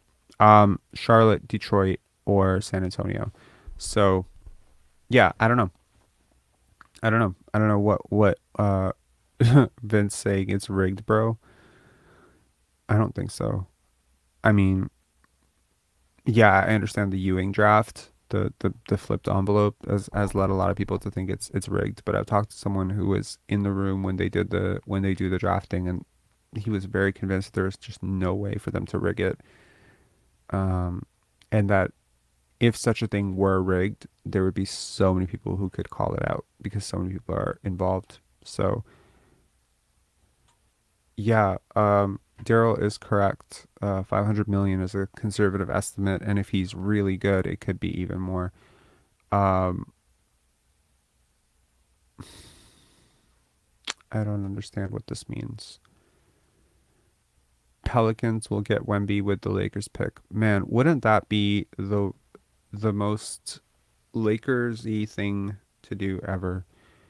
Um, I do think the Lakers have a chance. I mean, if you wipe out the beginning of their season, they've been playing almost 500 basketball all the way through. So I think if the Pelicans do get it with the Lakers pick, that pick is probably going to be 8th. Yeah, Sean, but there's no way like there's no way that the NBA could have known that Scottie was going to be good. I mean, there's no way they could have known that we were going to pick Scottie. It's not like Derrick Rose to Chicago and LeBron to Cleveland, where it's just like, oh, how convenient. Um, Even like Tim Duncan. Tim Duncan was seen as such a huge thing. Why would they ever allow him to go to San Antonio, which is one of the smallest markets in the NBA? Like, seriously, go to San Antonio and just see the market. It's so small, you know? Yeah, there's some fishy stuff that goes on in the NBA sometimes, but typically it has to do with GM to GM stuff or agent with team stuff. That stuff reeks of corruption all the time. Like, for instance, like the Lakers just being gifted so many positive trades this offseason. And it's just like, is there some sort of legacy component where they just need LeBron to be on a good team? Yeah, my mind went there for a minute. And then I was just like, why would other teams do this? I don't know. Does the league, compensate them in some way? I have no idea. But yeah, a lot of people might be invested in LeBron being on a playoff team, and maybe some teams are, invested in doing that. I remember, for instance, McHale being openly very candid about wanting to send Kevin Garnett to the Celtics. And yeah, his ties to the Celtics are obvious. He dealt his star player to the Celtics for a package that included Al Jefferson. And Al Jefferson's a hell of a player at that time, but not Kevin Garnett still very much in his prime. I mean, people forget KG, like, KG was really good for the, like, I know that he was already a 12-year vet, but he was like in his early 30s when he got to Boston. I mean, very easy case to be made that he was still good for like another 3-4 years. So, like, really good. You just don't deal a player like that for Al Jefferson. So anyway, collusion may happen. I think tampering happens all the time in the league, but fixing an entire lottery, I think, hell, if it does exist, if it can happen, it will definitely happen this time around, right? Because there's just so much on the line if you allow this guy to go to a terrible franchise in a small market and they suck. Whatever team he's on is going to get national spotlight next year. 20 games minimum on national TV. He will do for a franchise what Cade and Scottie and Evan Mobley couldn't do combined for a franchise. I'm not saying it as a basketball team. He could be worse than Evan Mobley. I have no idea. He could be worse than Scottie Barnes. I doubt it, but he could be. But I'm saying, like, from a marketing perspective, he will do more for a franchise than those three guys did combined. Just being honest. Anyway, thanks for people for bearing with this somewhat awkward show. We will try to return back to form after the next game, and hopefully there will be no more videos with slanderous lies. But maybe there will be. Maybe there will be videos from people who got booted out of the chat, and maybe there'll be videos by people who called into the show and didn't like their experience. Maybe there'll be a video about that tomorrow. Let's see. Anyways, Billy, always appreciate this comment. W stream, thank you for sticking with us, and yeah, thanks everyone for the super chats. If you haven't checked out the Joe Wieskamp video, I call him Wieskamp sometimes. It slips, unfortunately, because of Wieskamp, but it is Wieskamp. And believe it or not, here's a funny thing. I recorded the entire thing, and believe it or not, I watched a ton of footage on him. And the whole time, I'm hearing people call him Wieskamp. And my brain is just not registering that there is a difference between how I'm saying it, which is Wieskamp, and how everyone else is saying it, which is Wieskamp.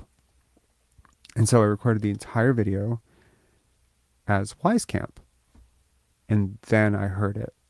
I was just like, wait a second, Wheezy. Why does he call himself Wheezy if his last name is Wisey?